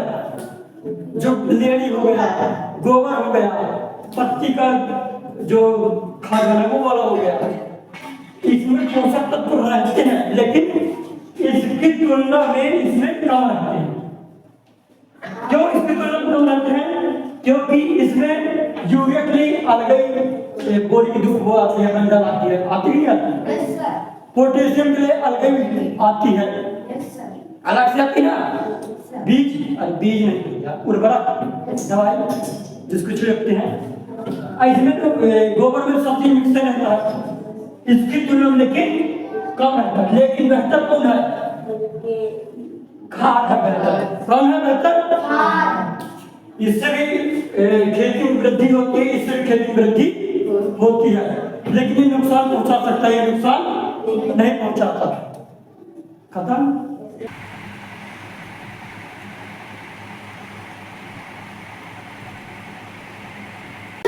छठवां छठवां चलो लिखो सर क्वेश्चन सर हाँ क्वेश्चन हम नहीं लिखूंगा, मतलब मैं नहीं लिखूंगा, ठीक है। क्वेश्चन किताब में पढ़े दे रहा हूँ। वो लिख दे क्वेश्चन छठवां क्या बोल रहा है? सिंचाई किसे कहते हैं? सिंचाई किसे कहते ओ ध्यान से देखो। हैं? जल संरक्षित करने वाली सिंचाई की दो विधियों का वर्णन कीजिए। देखो क्वेश्चन क्या बोला गया है? सबसे पहले क्या बोला गया है? सिंचाई किसे कहते हैं? तो सिंचाई को जानते हो, खेतों में पर्याप्त मात्रा में और उचित समय में जल पानी डालना ही क्या कहलाएगा? सिंचाई कहलाएगा। और सिंचाई संरक्षित बोला है, मतलब जल संरक्षित बोला है। संरक्षित होता मतलब बचाओ। तो हम जल को कैसे बचा सकते हैं? हमें सिंचाई करना है, ऐसी विधियों का उपयोग बताइए कि हम जल को बचा लें और जल सिंचाई भी कर लें। तो किताब में कौन कौन सी विधियां दी गई है? एक तो छिड़काव दिया गया है और ड्रिप तंत्र और क्या दिया गया है? ड्रिप तंत्र। हाँ दोनों दे दिया है। तो यही लिखा गया है, विस्तार से बताइए। क्या बताया गया है? सर इसमें पूरा विस्तार लिखा। तो हम किताब से नहीं, यही मतलब बताइए किताबें वाले, लेकिन हम यहाँ से करेंगे, ठीक है। तो पहले तो उत्तर नंबर 6। हाँ तो पहले क्या है? सिंचाई परिभाषा है ना। तो सिंचाई क्या कहती है? एक सेकेंड अभी बताया, लेकिन कि पर्याप्त मात्रा में खेतों में पानी डालना। तो देखो उचित समय एवं विभिन्न अंतराल पर खेत में जल देना। देखो उचित समय लिखते चलो। उचित हाँ उचित समय एवं निश्चित हाँ छिड़काव तंत्र, फिर एक्चुअल ड्रिप तंत्र। ड्रिप फिर समझाओ इसको, ठीक ना। तो सबसे पहले तो रुक जाओ अभी लिखवाना नहीं पड़ेगा। सर ये लिख छिड़काव बस रुक जाओ, पहले समझा दो। देखो सिंचाई क्या है तो जान गए हो कि एक निश्चित समय में देना है और एक निश्चित अंतराल में देना है। मतलब कि ऐसा थोड़ी है कि जैसे धान है तो धान को पानी चाहिए कि नहीं चाहिए, लेकिन इसका मतलब नहीं कि एकदम भरे रहो थोड़ा बहुत। हाँ अब देखो धान पकने वाली है, अब पानी दिए जा रहे हो, अब कहाँ लिख ले रहे हो तुम? तो समझा रहा हूँ कुछ लिख के क्या बन जाओगे? यानी हाँ तो धान अगर पकने वाली है और कोई मतलब ऐसा तो पता नहीं है, अब तो फिर पानी कोई दिए जा रहा है तो धान खराब हो जाएगी। यस सर खराब हो जाएगी। यस सर इसलिए बोला गया सिंचाई क्या है? एक ठीक उचित समय होना चाहिए, निश्चित अंतराल भी होना चाहिए, है ना। ये नहीं कि धान पकने वाली है कोई पानी डाले पड़ा धान सब मर जाए। अभी देखो ना धान पकने वाली है, अगर पानी बरसता रहेगा धान सड़ जाएगी। पानी भी गिरने वाला है ना, सड़ जाएगी धान। सर चावल में पानी निकल रहा है ना, इतना पानी नहीं चाहिए। अब पकने वाले थोड़ा सा सूखा होना चाहिए, ये तो हो गया खराब हो जाएगा। चलो ठीक है, मतलब ठीक नहीं है, अभी लिखना नहीं है भैया, अभी समझा रहा हूँ। अब क्या बोला है? अब सिंचाई कर रहे हो आप, तो अब हमें जल को भी बचाना है। अब सब जल को है बचाए, ठीक है। अभी पानी बरसात का मौसम चल रहा है तो पानी चलो ठीक है चल रहा है, लिखना नहीं है हमको देना, समझो क्या बोल रहे। अगर गर्मी के मौसम में पानी कम जाता है ना, यस सर, तब भी फसलों को पानी चाहिए कि नहीं चाहिए? यस सर, आम का बिरवा है वो पानी चाहिए कि नहीं चाहिए? यस सर, मतलब छोटा पौधा है उसको पानी चाहिए कि नहीं चाहिए? Yes sir. तो ऐसे पानी अगर गर्मी में उड़े देंगे तो क्या पानी खत्म हो जाएगा? Yes sir. पीने के लिए बचे पानी जल्दी। No sir. या फिर ऐसी जगह पर जैसे राजस्थान का एरिया, राजस्थान में ज्यादातर सूखा रहता है। यस सर, इसमें राजस्थान होगा, हाँ थोड़ा सूखा एरिया जैसे, तो वहाँ पानी थोड़ा नीचे रहता है, पानी कम रहता है। तो वहाँ अब हमें फसल उगाने के लिए उगानी, सब्जी उब्जी उगाने के लिए उगानी। Yes sir. तो हम जब जल को बचाएंगे तब ना पानी सिंचाई करेंगे। Yes sir. तो हमें ऐसी विधियां बतानी है जिससे हम जल को बचा भी ले, अच्छी सिंचाई भी कर ले। तो उसकी दो विधियां हैं, उसकी दो मिनट। कौन को? छिड़काव तंत्र और ड्रिप तंत्र। छिड़काव तंत्र पहले जान लो, ऐसा कुछ बनाना ही नहीं है, मतलब समझा रहा हूँ। छिड़काव तंत्र में होता क्या है, ये मान लो मोटर लगी है, मान लो ये मोटर लगी है ना, समरसीबल वाली, कोई भी वाली या फिर एक वाली मोटर देख लो हमारे घर में है ना, एक तो जो कुएं बाहर लगा रखे हो। यस सर, है ना? यस सर रहती है। Yes sir. चाहिए वाली मोटर तो नई वाली मोटर बताओ, ठीक है? समझ गए? सर थोड़ा सा मोबाइल टेस्ट दे दीजिए, उससे चल लेगा। जल्दी नहीं मिलता, लेकिन देखो वो तो ठीक है, लेकिन मेरे को जल्दी चाहिए वाला, क्योंकि ऐसा हाँ ठीक है। तो मान चलो पानी आ रहा है, पानी मान चलो क्या पानी आ आता ही है। Yes sir. यहाँ लाइट और लगी नहीं है, समझ लो सभी तार और फंसाई ऐसा मोटर चल रही है, ठीक है? ये पानी नीचे है, इधर बोरवेल है ना, बोरवेल नहीं तो पानी भर रहा है, ये मोटर चला। Yes sir. अब छिड़काव तंत्र में होता क्या है, ये पाइप लगे रहते हैं बहुत सारे, ये मतलब बहुत सारे पाइप बिछा रहता है। Yes sir. सर इससे छींटे रहते हैं। तो इधर ही बहुत से नोजल लगे रहते हैं, क्या लगे रहते हैं? Yes sir. नोजल लगे रहते हैं। सर ये लोग सर यहाँ लगा रहते हैं। हाँ बटन में देखे हो कहीं यस पर? सर। यस सर इस साइड में सर। हाँ फुटबॉल जैसे देखा करता है, देखे हो ये वाला? अगर रजित ये कुछ सही, हाँ तो अगर आसपास नहीं देखो तो कहीं गए हो मामा के यहाँ गाय से कहीं, तो ऐसे मोटर चलती रहती है, अब बहुत सारे ऐसे लगे रहते हैं पाइप के नीचे नोजल होते हैं। Yes sir. फिर जब पानी आएगा, पानी इधर आएगा तो क्या होगा, इस साइड सर। गोल को फिरेगा और फब्बार ये सब देखेगा, यस सर। लगे कि पानी भी गिर रहा है, यस सर। लगता है पानी बरस रहा है। तो ये वाला छिड़काव तंत्र समझ गए? Yes sir. छिड़काव तंत्र समझ गए ना? तो इसी तरह अभी चित्र पे ध्यान दे दो, बस अपने दिमाग में वाला चित्र बनाओ जो देखे हो। Yes sir. अभी इधर भी चित्र बना होगा, अभी देखते हैं वाला ड्रिप तंत्र वाला। तो ड्रिप तंत्र वाला क्या होता है, जैसे ये पौधा, जैसे ये इसको, लेकिन इसको और इसको उपयोग कहाँ किया जाता है, इसका उपयोग कहाँ किया जाता है? पहले देखो, इसका उपयोग पता कहाँ किया जाता है, जहाँ सूखा पड़ता हो, ज्यादा पानी आना हो, जहाँ असमतल भूमि हो। असमतल भूमि मतलब जैसे इस तरह, यहाँ ऊंचा हो, यहाँ थोड़ा सा इस तरह हो। तो जब छिड़काव तंत्र का उपयोग करेंगे तो पाइप किस पे बिछा रहता है, बिछा रहता है ना, तो पाइप से पानी जाएगा तो यहाँ भी फव्वारा मारेगा तो यहाँ जाएगा, यहाँ भी फव्वारा मारेगा तो यहाँ जाएगा। लेकिन आप अगर डायरेक्ट वाला मोटर बिछाते तो इधर पानी जाता तो डायरेक्ट यहाँ पर जाता है पानी। Yes sir. इनको फायदा होता पौधों को ना होता। तो हम किसका उपयोग कर रहे हैं, छिड़काव तंत्र का। छिड़काव तंत्र का उपयोग कहाँ किया जाता है, जहाँ सूखा हो, जहाँ असमतल भूमि हो। हम असमतल मतलब ढल चढ़ बिता दो, याद भी होना चाहिए सभी, बना है ना, लेकिन समझाना तो काम है मेरा ना। अभी इसको देखो, ये ड्रिप तंत्र को, जैसे पौधा, जैसे ये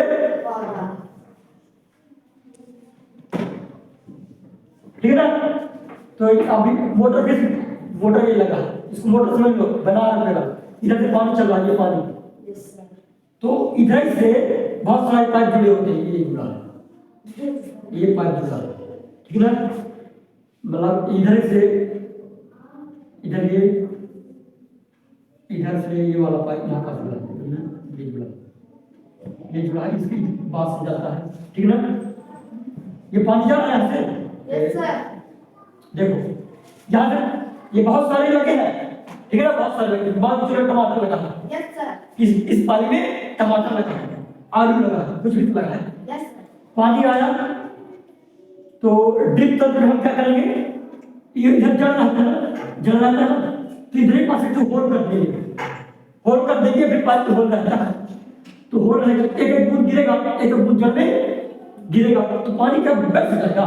नो सर। इधर भी जो होल कर देंगे, इधर लो जल पास जा रहा है, जल को पानी चाहिए, चाहिए फिर चाहिए, हाँ लो पानी जा रहा है, इधर पानी जा रहा है, एक एक बूंद बूंद करके पानी जाएगा, बूंद बूंद करके पानी जा रहा है। इसका पोषण भी पूरा हो जाएगा, पानी भी मिल जाएगा अब पानी हमारा व्यर्थ भी नहीं जाएगा। समझ में आया क्या बोल रहा हूँ? Yes sir. अगर धड़ाधड़ से मोटर चला देते, अगर मोटर चला देते तो पानी देखो कुछ पानी सिंचाई में चला जाता, कुछ पानी सूख जाता, कुछ पानी ऊपर उड़ जाता। लेकिन इसमें फायदा क्या है? पानी कम है, मतलब ऐसे एरिया में हम लोग है जहाँ पानी कम है, हम ड्रिप का उपयोग करके पानी को बचा सकते हैं यस सर। और फसल भी उगा सकते हैं अपना। इसका ज्यादातर उपयोग खेती बाड़ी में, मतलब कि जैसे मक्का हो गया, मक्का में ज्यादा पानी नहीं करती, टमाटर वमाटर हो गए, फलदार सब्जियां या फिर बिही हुई हो गई, तो पौधे बड़ा करेंगे ना, करेंगे पौधे बड़ा करेंगे तो इकट्ठा पानी एकदम खुले में दे करके बीज बूंद बूंद देंगे तो बहुत अच्छा रहेगा, दबी भी रहेगी, पानी को सूख जाएगी। समझ में आ गया? इसको लिख लो, फिर इन दोनों में छुपाना है। लिखो लिखो लिख चुके हो ना? इसको ये चित्र नहीं बनाना, चित्र बनाओ यहाँ पे जल्दी करो, फिर लिखा दिखाता हूँ। देखो इस बार दूसरी का वो नहीं है, नहीं फिर से लिखना है, क्वेश्चन नहीं है दूसरा, अब हेडिंग में लिखना है। और अभी तो बताया कि 2 टिक दिया है, अब इसके बारे में जानकारी नहीं, तो फिर से लिखना पड़ेगा। उसके नीचे लिख दो। ऐसे सर, ऐसे करो, उसके बाद नहीं बगल से नहीं लिखना, उज्ज्वल नहीं करेगा, सर नीचे नीचे से लिखो, क्योंकि मैं इसलिए मैं उसी तरह लिख रहा हूँ। क्या हुआ? सर पकड़ के हो गया। इसको क्या होगा? सब बाहर क्या होगा? क्या होगा? कुछ नहीं, बस कुछ नहीं। हाँ लिख लो, फिर मिटा दो।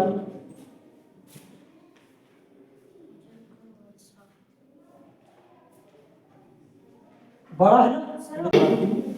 लाल बाती हाँ, वर्षा की भांति बाती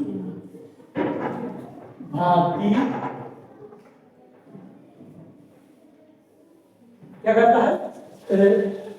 गिरता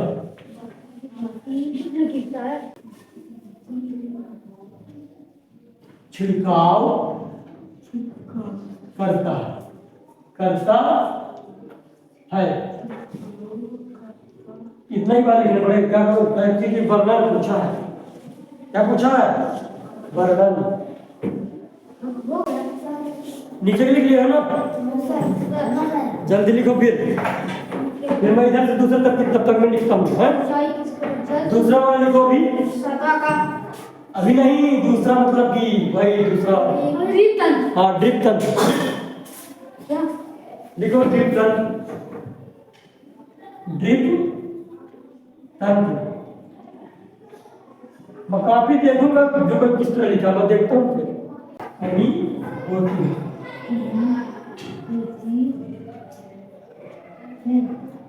हाँ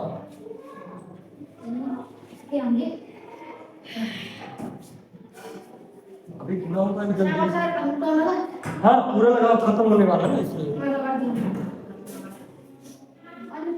जैसे कहीं कहीं नहीं लगा करता ना, साफ नहीं लगा था, ये वाला लगाया रहता है, ये वाला लगाया रहता है ना, लगाया रहता है ना, मतलब कि कभी कभी अभी तक खत्म नहीं हुआ। लेकिन अभी इधर कॉमन नहीं लगेगा, इधर कॉमन नहीं लगेगा, क्योंकि कॉमन लगा तो गड़बड़ हो जाएगा। हर जगह कॉमन नहीं लगा था। हाँ तो इसको भी जानना है कि मैंने बताया, बताओ कि समझाओ, इसलिए पहले ही समझा देता हूँ, अब वो सही है, पहले समझा कर फिर इमारत सही रहता हूँ। बाकी नहीं लिखने लगता नहीं। लगा देता है। हाँ लिख गया जी। Yes sir. ये अलग है ड्रिप तंत्र, और अब पहले काम था छिड़काव करना। आई नोट समझा दिया मैं पहले से बना के। अगला क्वेश्चन पहले देखता हूँ। अभी कहा, अभी तो यदि, हाँ सपना, यदि गेहूं को खरीफ ऋतु में उगाया जाए तो क्या होगा? अच्छा तुम ही बताओ क्या होगा खरीफ ऋतु में उगाया जाए तो? अच्छा खरीफ ऋतु पहले जान लो, खरीफ ऋतु मतलब वर्षा वाली। हाँ अब ये सोचो, गेहूं को अगर बरसात के मौसम में लगाएंगे तो क्या होगा? बताओ बताओ। बताओ गेहूं को अगर अब लगा दे धान के मौसम में तो क्या होगा बताओ गेहूं का? तुम तो लिखो पहले। हाँ बताओ बताओ, अगर कुछ नहीं बोलोगे तो कुछ नहीं बनेगा, सच में कुछ नहीं बनेगा। दुबकी दुबकी बैठी रहती हो। चिल्ला चिल्ला कर बात करती है, मुझे बैठी रहती है। बताओ, अरे ये तुम कोई बता सकता है ना कि भाई वो देखो कुछ तो बोल रहा है, वो सड़ जाएगी। हाँ और बोलो। हाँ और तुम लोग बोलो, चलो बताओ। सड़ जाती है। कहाँ सड़ जाती है? काहे सड़ जाती है? सर क्योंकि पानी से जम लगा, मतलब पानी बहुत ज्यादा है ना, यानी कि गेहूं के लिए पानी की ज्यादा आवश्यकता नहीं होती, ज्यादा धूप चाहिए और थोड़ा कम पानी चाहिए। क्या लिखेंगे हम? अब ये लिखेंगे। हट जाओ, अरे मिटा दो भाई, साफ लिखा करो ना। तुम लोग तो वहां बैठते हो, कम से कम लिख लो। हम लोग यहाँ से लिखते सर, बहुत देखते भी नहीं। जो सर अभी लिख रहा, खिड़की खोल देते तब पढ़ाई खिड़की को तो देता हूँ, खिड़की हम रखो। खोल देते हैं, हम लोग लिखते हैं। हाँ बस मिला दिया करो क्या? चलो मिटाता सब हूँ। तो कभी लगती है, उन्हें बस देख लेते हैं कैसे। जैसे ये होता है, बैग नहीं जाता। लेकिन वो बड़ा ही ड्रेस के साथ मैं हुआ कर दिया। प्रश्न नंबर 7 पढ़ेंगे। अधिक धूप की आवश्यकता होती है, लिख जाए बताओ जल्दी से। भानु तुम्हारा नहीं लिखे तो लिखते रहे बाद में किसी और सुनाओ के। अरे एक सेकंड। हाँ अब क्वेश्चन तब तक मैं लिख लेंगे ना। क्वेश्चन अगला क्या बोल रहा है? क्या है? पानी आ रही बगल में, मतलब बगल में चलिए करो, आगे आ जाओ, इसके पास आ जाओ। प्रधान सर नहीं पड़ेगा, नीचे वाले चले गए। ये खाना तो करना है, खेत में लगता है सब काम मिट्टी पर क्या प्रभाव पड़ता है। हो गया? हो गया ना? हाँ तो अब अगला प्रश्न क्या है? खेत में लगता है फसल उगाने से मिट्टी पर क्या प्रभाव पड़ेगा? सर इसको डाल दीजिए नीचे, ऊपर डाल दीजिए। सर मिटा दीजिए। लिखेगा कल सकते लेकिन लिखेगा नहीं, ये बात नहीं है, कम कम लिखेगा।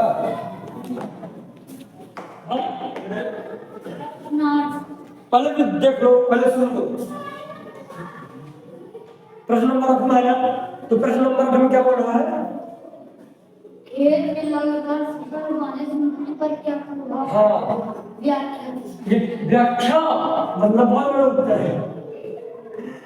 चलो खेत है, ठीक ना? ये खेत की जुताई कर दी, खेत की जुताई तो हो गई। अभी बोल रहा है लगातार इस खेत में हम फसल उगाते नहीं, तो इस पर क्या प्रभाव पड़ेगा? अब अच्छा एग्जाम्पल में बता, समझ लो। ये टंकी है, टंकी नहीं, ये वहाँ टंकी वाला मत समझ पाओगे। भंडारा है, भंडारा क्या है? अच्छा वाला भंडारा ले, इधर का से डोडू है, जैसे 5 चीज है, 5 ठीक ना? जैसे बहुत सी इधर लड्डू है, इधर पूरी है, सब्जी है। भंडारा फिर कहीं शादी कराती है वो, ये कुछ भी समझ सकते हो।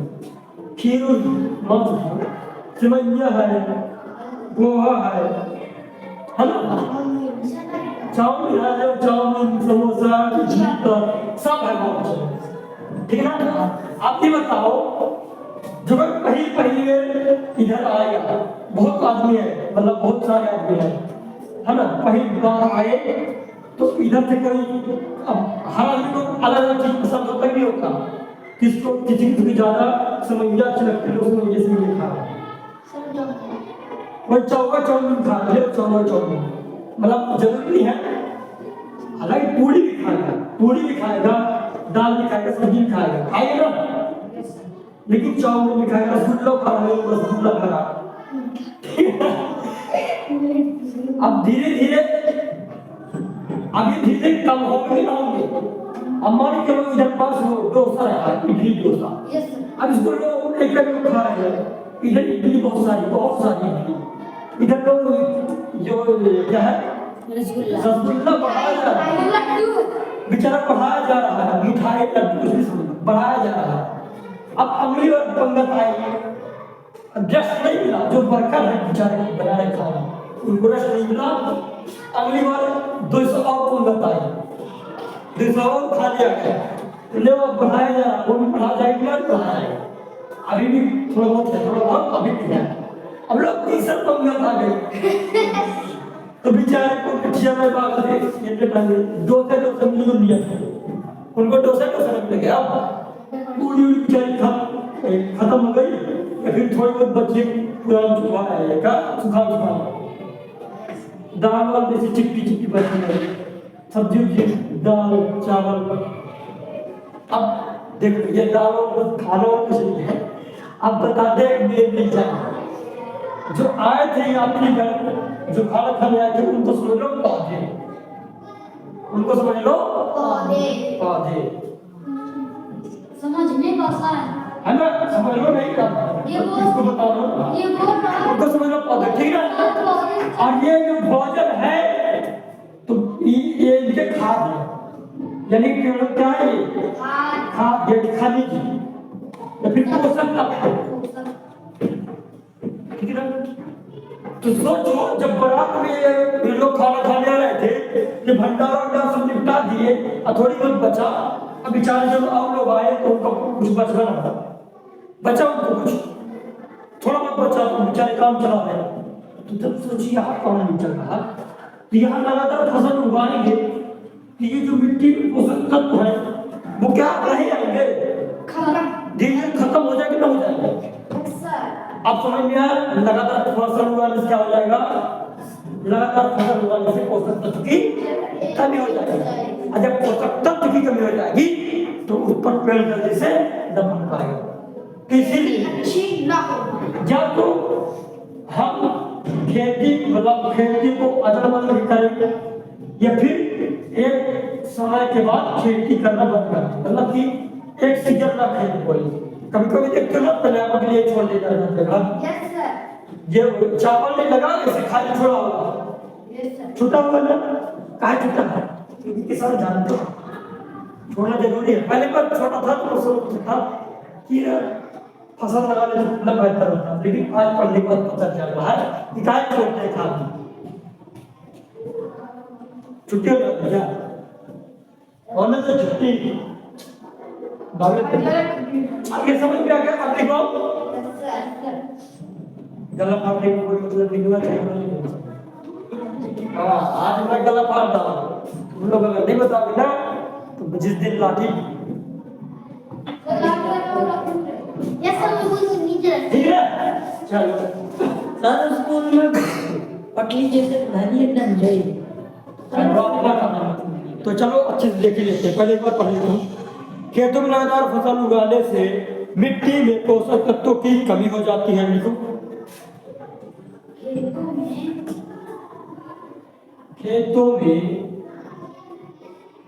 खेतों में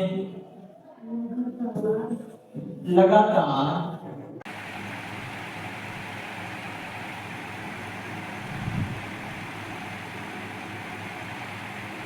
नौवां क्या है ना? Yes sir. तो नौवां प्रश्न ये है, किताब है अपनी। तो नौवां प्रश्न क्या बोल रहा है? खरपतवार क्या है? खरपतवार क्या है? हम उनका नियंत्रण कैसे कर सकते हैं? तो पहले समझोगे, पहले क्या करोगे? समझेंगे। हाँ तो देखो खरपतवार जो भी आप खेत में देखते हो तो जो फसल के अलावा जो चारा उगाते हैं वह क्या है? खरपतवार है। ठीक, इनको हटाना बहुत जरूरी होता है, नहीं तो पता क्या आगे चल के अगर गैया या खा लेगी तो चारा, कुछ चारा ऐसा होते हैं जो गैया खाएगी तो कहाँ जाएंगे? बीमार हो जाएगी। हाँ जो तो सर काट के पहले कुछ दिन रखे रहते हैं, जब सूख जाता है फिर देते हैं। नहीं वो वाला चारा नहीं खिलाते, नहीं चारा खिलाते हैं लेकिन अगर उसका बीज बन गया, बीज नुकसान कर देता है, फूल और बीज नुकसान कर देता है। अरे गाँव बोलते गुलाइंदा, गोलिंदा गोलिंदा, अरे जब खाना खाते हैं उसको गोलिंदा बोलते हैं। से नट्टी हो जिसको नट्टी उट्टी नहीं, नट्टी उट्टी नहीं। मगर इतने जान लो, अरे धान में देखोगे तो धान में देखोगे तो फूलेगा और अरे जिससे हल्का पीला पीला। फिर अगर ठीक है कभी बताएंगे, कभी बताएंगे, ठीक है ना। तो ये जान गए खरपतवार ये बहुत नुकसान भी कर देती है, पशुओं को नुकसान भी कर सकते हैं, नहीं कर सकते। Yes sir. तो इनको हटाना बहुत जरूरी है कि नहीं हटाना? जरूरी है कि नहीं? क्योंकि ये बड़े होंगे तो बीज मिलकर कहाँ पहुँच जाएंगे? चावल वावल में मिल जाएंगे, चावल वावल बीज इनके दाने। और जनसंख्या बढ़ाएंगे। क्या जनसंख्या? किसकी जनसंख्या? सर उसकी पेड़ और बढ़ बीजों की, हाँ बढ़ाएंगे। फालतू कचरा और फैलेगा, कचरा हो जाएगा। क्या मतलब? वो कचरा हम थोड़ी लेते हैं यूज करना। हाँ, अब इसको नियंत्रण मतलब इसको निपटान कैसे करें? तो तुम्हें लोग बताओ कैसे चारों को कैसे निपटा सकते हो? सर दवाई हाँ, निदाई करके और वो खाद दे रहा है, उखाड़ के, हाँ उखाड़ के, हाँ हाथ से उखाड़ के निदाई या फिर खुरपी उरपी से वो निदाई होगा दवाई देकर। और हाँ लेकिन सर दवाई देने से थोड़ा प्रभाव उसमें पड़ेगा ना? किसमें? फसल में थोड़ा पड़ता है, ज्यादा नहीं पड़ता, थोड़ा पड़ता है। अगर अगर अगर बहुत देर तक पड़ा रहेगा, बताया कि अगर कीटनाशक बहुत देर तक समय तक रहा आया तो वह भी नुकसान कर सकता है, बताया था आज से पहले भी। हाँ, कीटनाशक की बात हो रही है, लेकिन ये वो तो पीड़कनाशी की बात कर रहे हो जो अभी बोल रहे हो ना, पीड़कनाशी। ये चारा मारने वाली जो दवाई होती है ना उसकी बात हो रही है। तो कैसे चारा से नियंत्रण कैसे पाया जा सकता है? दवाई डालकर, चारा मारने वाली दवाई डालकर। तो इसको लिखिए आप, तो लिखना स्टार्ट करो। खेत में फसल के साथ कुछ अवांछित पौधे उग आते हैं। खेत में फसलों के फसल के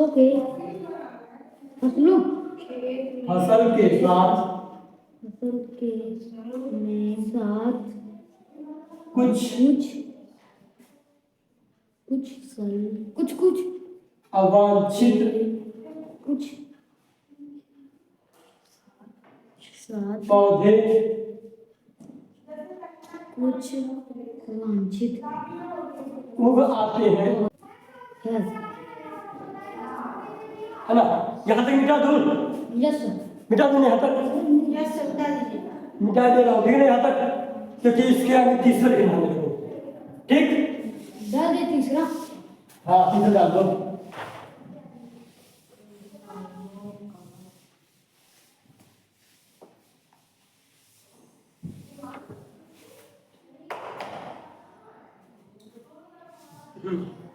हाँ फूल, चलो फूल फूल सर लिख दीजिए।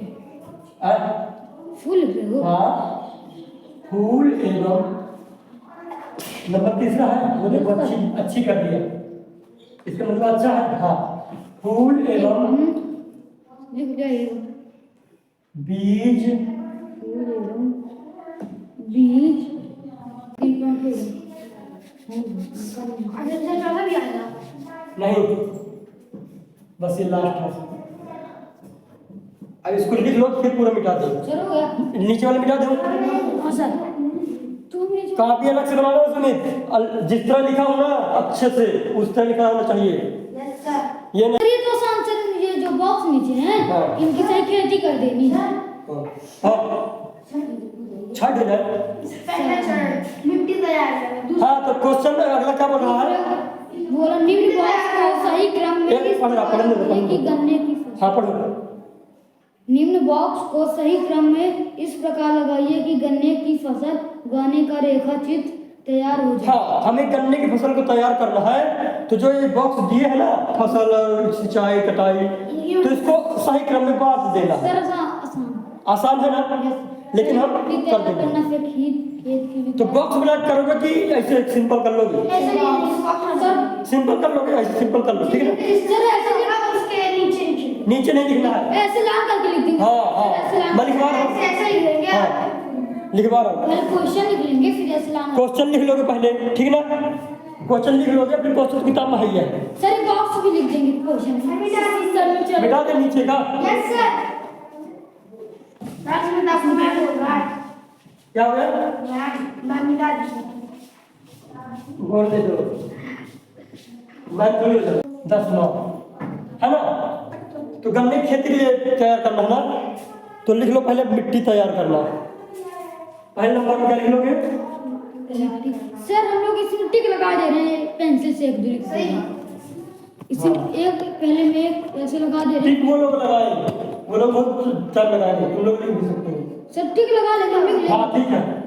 पहले मिट्टी तैयार करना फिर खेत की जुताई करना। भैया टिक किताब लाए हो, इसे लिख रहे हो कि इसे लिख रहे हो? ऊपर में लिख लो, इसको मिटा देना मेरे को, मत लिखो किताब से टिक मार के इसी पे लिख दो। मैं ऐसे लिखा दिया हूँ। अब इधर 3 है, ये वाला ऊपर से नीचे ऐसे ये वाला 4 है, ये वाला 4 है, ये वाला 2 है, ये वाला 6 है, ये वाला 6 है और ये वाला 5 है। देखो हो गया ना। बॉक्स देखो नहीं आप, अरे किताब में बना भैया, किताब में बॉक्स बना तुम्हारे क्या पसंद हो रहा है? किताब इसलिए लेकर आना चाहिए था, ये किताब में बॉक्स नहीं बना तो बॉक्स में भर लेते। जब किताब लेकर नहीं आती तो क्या करूँगा?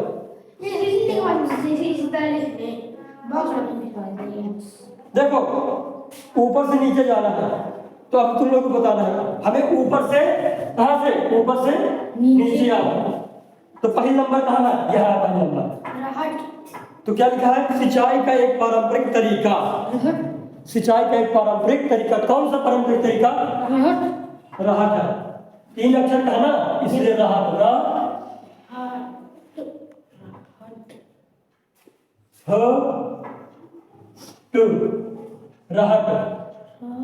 फिर दूसरा नंबर लिखा बड़े पैमाने पर। नहीं नहीं नहीं, हमें इसी तरह पढ़ना। लगातार बड़े पैमाने पर पालतू पशुओं की उचित देखभाल करना। क्या कहलाता है? पशुपालन। पशुपालन लिख रहा है। दूसरा नंबर कहाँ लिखा है? उधर ये है, इधर लिख रहे पशु, पशु पालन। हो गया ये पशुपालन, है ना। अब तीसरा नंबर देखो, फसल जिन्हें वर्षा ऋतु में बोया जाता है, क्या कहते हैं? तीसरा नंबर कहाँ है? ये है। तो लिख दिया खरीफ,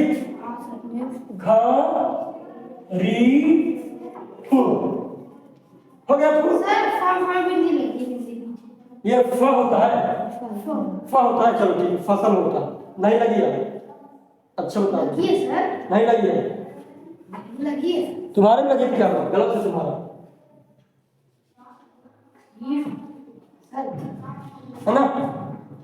अब वो है छठवां नंबर। छठवां नंबर कहाँ है? ये है, ऊपर से नीचे जाना ना। Yes sir. फसल पक जाने के बाद काटने को क्या कहते हैं? कटाई। निराई बोलो। अच्छा कटाई बोलते हैं, चलो ठीक है, कटाई बोलते हैं। क्या बोलते हैं? फसल को काटना क्या बोलते हैं? कटाई। चलो कटाई। अब आते हैं बाएं से दाएं की ओर। बाएं से दाएं ओर, या बाएं है दाहिने ओर जाना, बाएं से दाएं ओर। तो पहला नंबर देखो, पहला नंबर कहाँ है? काली को शीत ऋतु में उगाई जाने वाली फसलें क्या कही जाती हैं? रबी की फसलें। ये रबी हो जाएगा? Yes sir. बड़ी रबी फसल में। हाँ फिर देखो अब चौथा नंबर कहाँ है? चौथा नंबर ये है, बाएं से दाएं जाना है। एक ही किस्म के पौधे बड़े पैमाने पर उगाए जाते हैं तो उसका बोलते हैं फसल। सामना दो फसल हो जाएगा। Yes sir. अभी एक छोड़ बचा है। अभी रासायनिक पदार्थ जो पौधों को पोषक प्रदान करते हैं क्या कहलाते हैं? उर्वरक। ये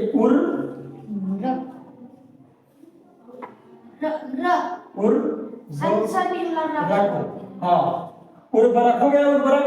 यस सर। अब खरपतवार हटाने की प्रक्रिया क्या कहलाती है? निराई। ये कितना नंबर है? 7वां नंबर है। 7वां नंबर है ये। ये नी राई चाय में फिर लो चाय माई निराई। खैर, तो इसको लिखने की जरूरत नहीं है रजित, बॉक्स में बना लेना। मैं इसे बताया हूं किस तरह किया जाता है। अब आप लोग ऐसे कर सकते हो कि जज आसानी के लिए कि इसको करने के बाद रवि अपनी कर सकते, जरूर नहीं पेपर ये इसी तरह आएगा लेकिन आ सकता है। तो अब मिटा दे। Yes sir. अब कुछ प्रश्न उत्तर कराना क्या है? प्रश्न उत्तर कराया कि हो गया? अब सर पार्ट करना है। वैसे है प्रश्न उत्तर, बताओ। पार्ट 2 आ गया।